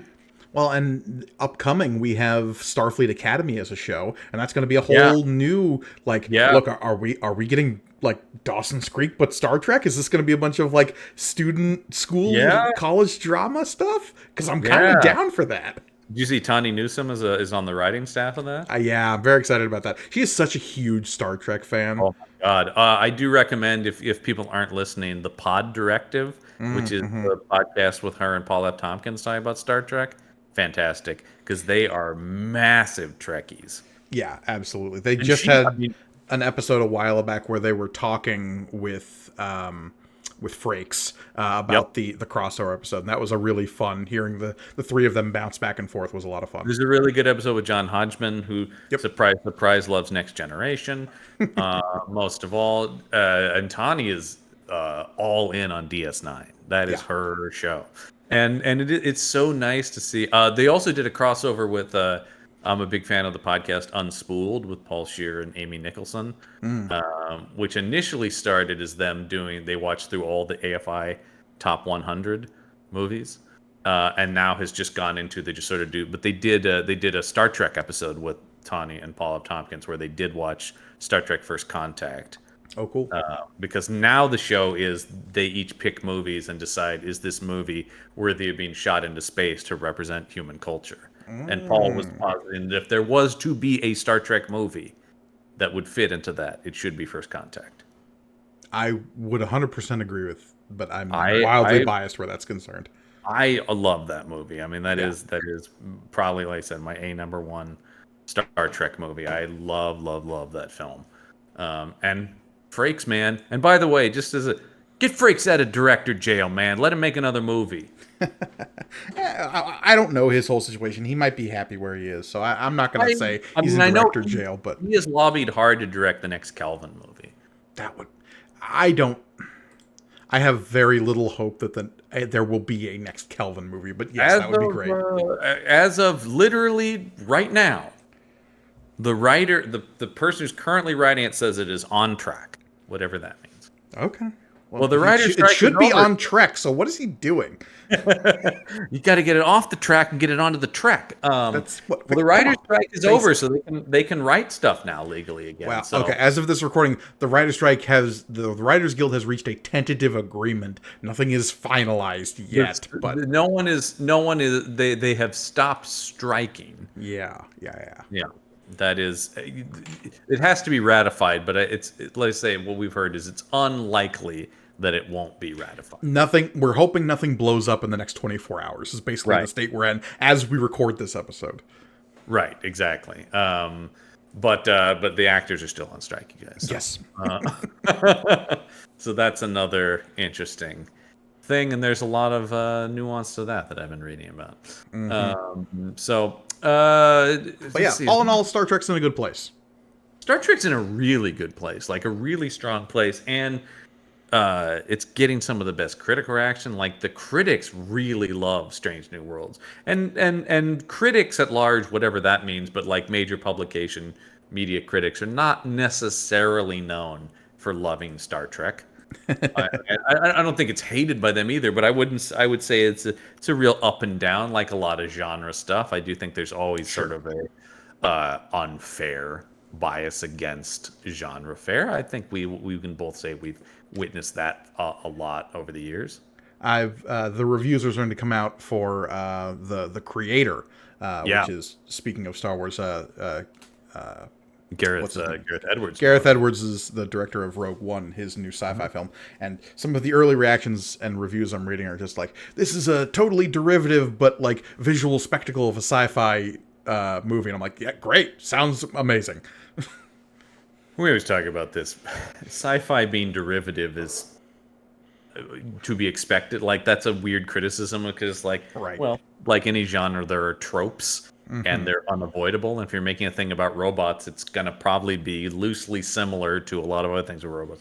I think, and actually, I was gonna. Well, I guess we'll do it on the show right now. I think we're gonna do a Ghost of the Movies about the creator. Cool, love it. Because I've been excited about that since that first trailer came out. Just excited I mean, the other thing is critics, and most of the reviews have been pretty positive I've seen for that. It's a huge budget sci-fi epic that's not based on anything or a sequel to anything. Right, that's super That rare doesn't these happen. days. That doesn't happen, man. And you know, you had me at John David Washington and Robot War, you know? It's a Gareth Edwards movie, so I can't wait for every main character to die at the end. Or halfway through. Sometimes that happens too. Yeah. Guy loves killing his main characters. Yeah. I guess that's true. Darren Taylor Johnson makes it out of Godzilla. Oh, he's not the main character of that movie. Halfway through the movie, the main character dies and Godzilla becomes the main character. Yeah, that was one of my problems with it. Man, we'll have to talk about, by the way, I guess as we transition out of this, I'll ask you about this because we usually talk about, you know, what's going on, and we haven't talked about this, but I take it you're excited for Monarch Legacy of Monsters?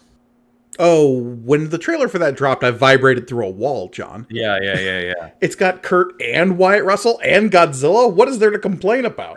You it's interesting. You started from where I'm excited about too. I'm like, I don't know if I want to watch Godzilla show. Kurt Russell's in this? No. Matt Fraction is the showrunner on it, I too. know, yeah. And I do feel like that's something where some of my complaints about those movies could be addressed in Yeah, a we'll longer see. format that gives you more time to spend with human characters that can actually be developed.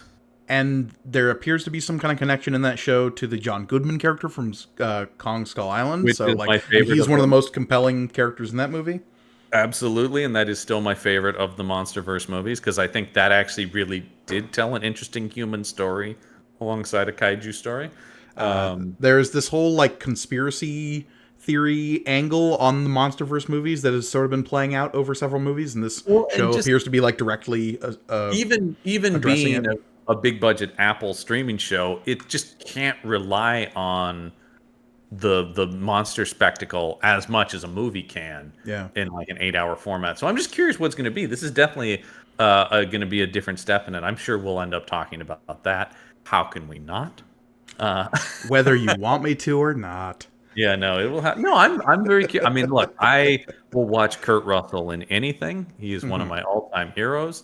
Whether And he's Santa Claus or fighting giant monsters. I don't care, man. Either way, if he has an eye patch or not, preferably he does have an eye patch. Apparently he's good. He's coming back as Snake Plissken, maybe. I'll believe it when I see it. I'm not holding my breath on that one. That's They've been saying that for 30 years. Yeah, that's in development at the moment. at the Sure. very least. Okay. So it's on track. Yeah. All right. We'll see. Whenever, yeah, it's right up there with the next Kelvin timeline movie, which Yeah, makes pretty much. I do think this is my pitch for make the Kelvin timeline movie as a Paramount Plus original. Isn't that all the Star Trek success is over on your streaming app? Just start making movies for it as well. I've heard there's been rumblings about that too. I keep hearing rumblings about like a movie that would bring together a lot of the crews and stuff like that. That'd be fun. That would be like a Paramount Plus thing, like an event that would bring together. Because treat it like a Doctor Who anniversary special. Just something timey-wimey happens and everybody gets to meet everybody. It'd be great. Together. There's a really good IDW comic called I believe it's the Q Gambit, where Q brings through time all the captains and all the crews. Perfect. So you get young Shatner with Patrick Stewart and stuff like that. Why not, man? Sure. Shatner, by the way, has made it very much known.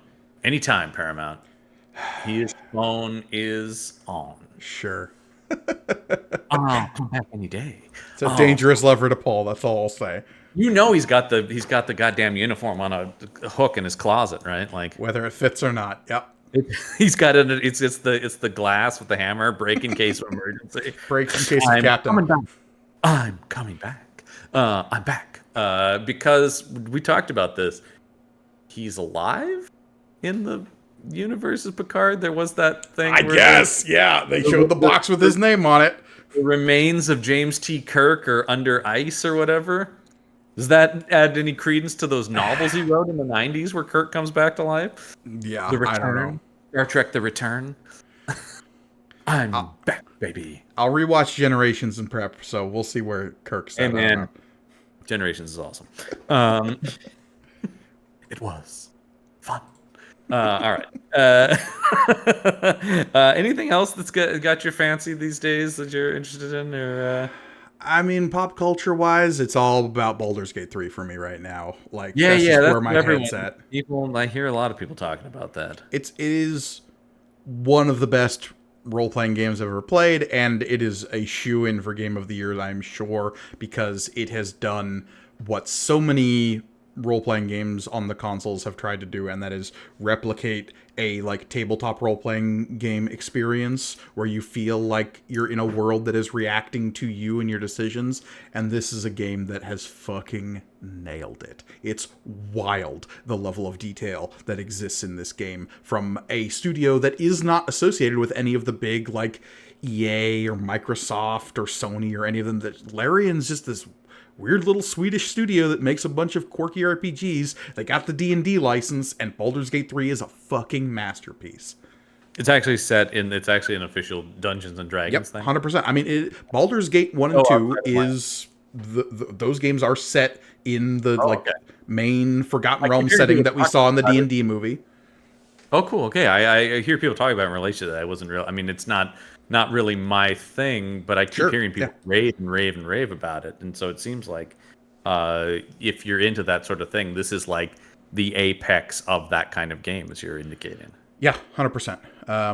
They replicate the experience of playing 5th edition D&D in a way that is probably going to ruin 5th edition D&D for a lot of people because Okay. it has a level of detail that is really tough to replicate when you're the dungeon master just describing Right. something to somebody. Right. Where Sure. I don't have a team of background painters and artists filling in every detail of a map Wait. that I've drawn on a whiteboard. You don't? Not most days, no. Yeah. Where's all our patron money going? Well, we don't talk about that, John. We don't talk about that. Yeah, that's right. That's right. I'm talking about patron money. No surprise if you're talking about that, then I'll talk about this, which is exactly what people expect me to talk about. Equalizer 3. Yeah. Fantastic. It is so good. I still am partial to part 2 as my favorite, but part 3 really does bring the trilogy in for a nice landing, and it's exceptional. Surprise, surprise. Even when I went and gave the guy, had the guy scan my phone to go into the theater, he goes, "I was about to say enjoy your movie, but it's Denzel, so you're going to." Classic. But I will say, it's the only franchise Denzel's done. These are the only sequels he's made, and I think that says something that he really takes care with this franchise and character. And I am curious about the idea of a prequel franchise starring John David as young Robert McCall. Could be interesting. But Equalizer 3, really worth your time. Also very glad that it's been hugely successful because it's a R-rated film aimed at adults. It's not... if that's not Deadpool, they're usually not box office smashes. No, yeah, but except when it comes to Denzel, he is still one of the sort of last old guard where it's like people are like, "Well, I'll go see Denzel," Yeah, sure. Yeah, it's sort of like where it's sure people like him as the Equalizer, but I think people really just in general his movies just make money. People just like that guy, and that's not so much the case with a selling point for movies these days that someone is in them as much as it used to be. But if you're not Tom Cruise, yeah, well, it's still and even then. Yeah, and it was like it's really like it's like Cruise and Hanks and Denzel are kind of the only guys where it's like they're Ford too, right? Like, Sure. But it's still the guys that were famous when we were kids. So I think that's interesting. But Equalizer 3 is great. It is very violent, of course. So if you're not into Denzel just destroying human beings, but it's also really good, like nice character drama. It's really well done. So that's what I was excited about. Very cool.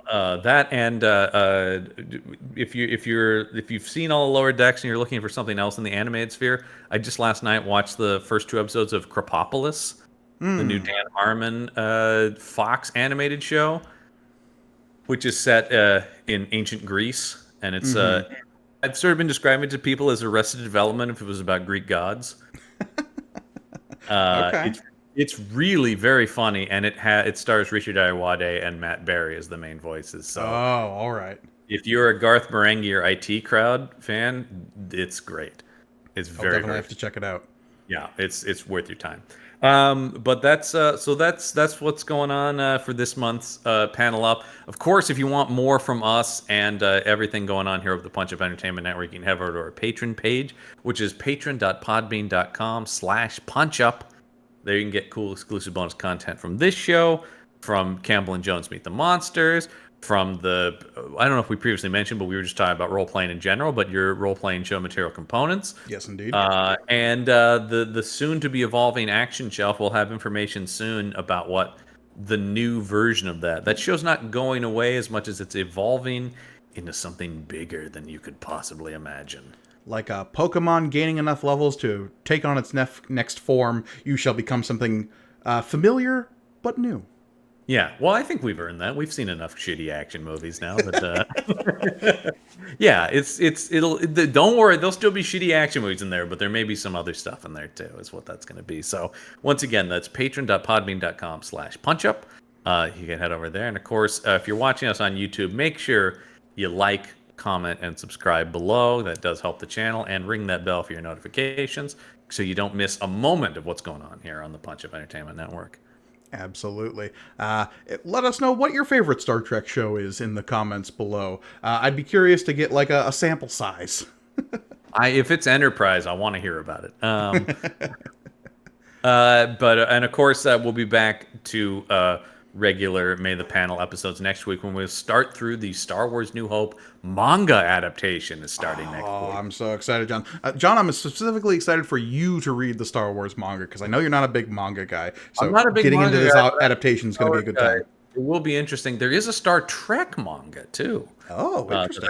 That I have never read. I don't actually know what it is. I don't know if it's an adaptation of anything, but it keeps coming up when I'm always just searching eBay for Star Trek comics. Well, okay then. Which I'm doing most of the time. So that's going to do it for this month's episode of Panel Up. I've been John Campbell. And I will always be Mike Gargoni. Till next month, we're going to panel down.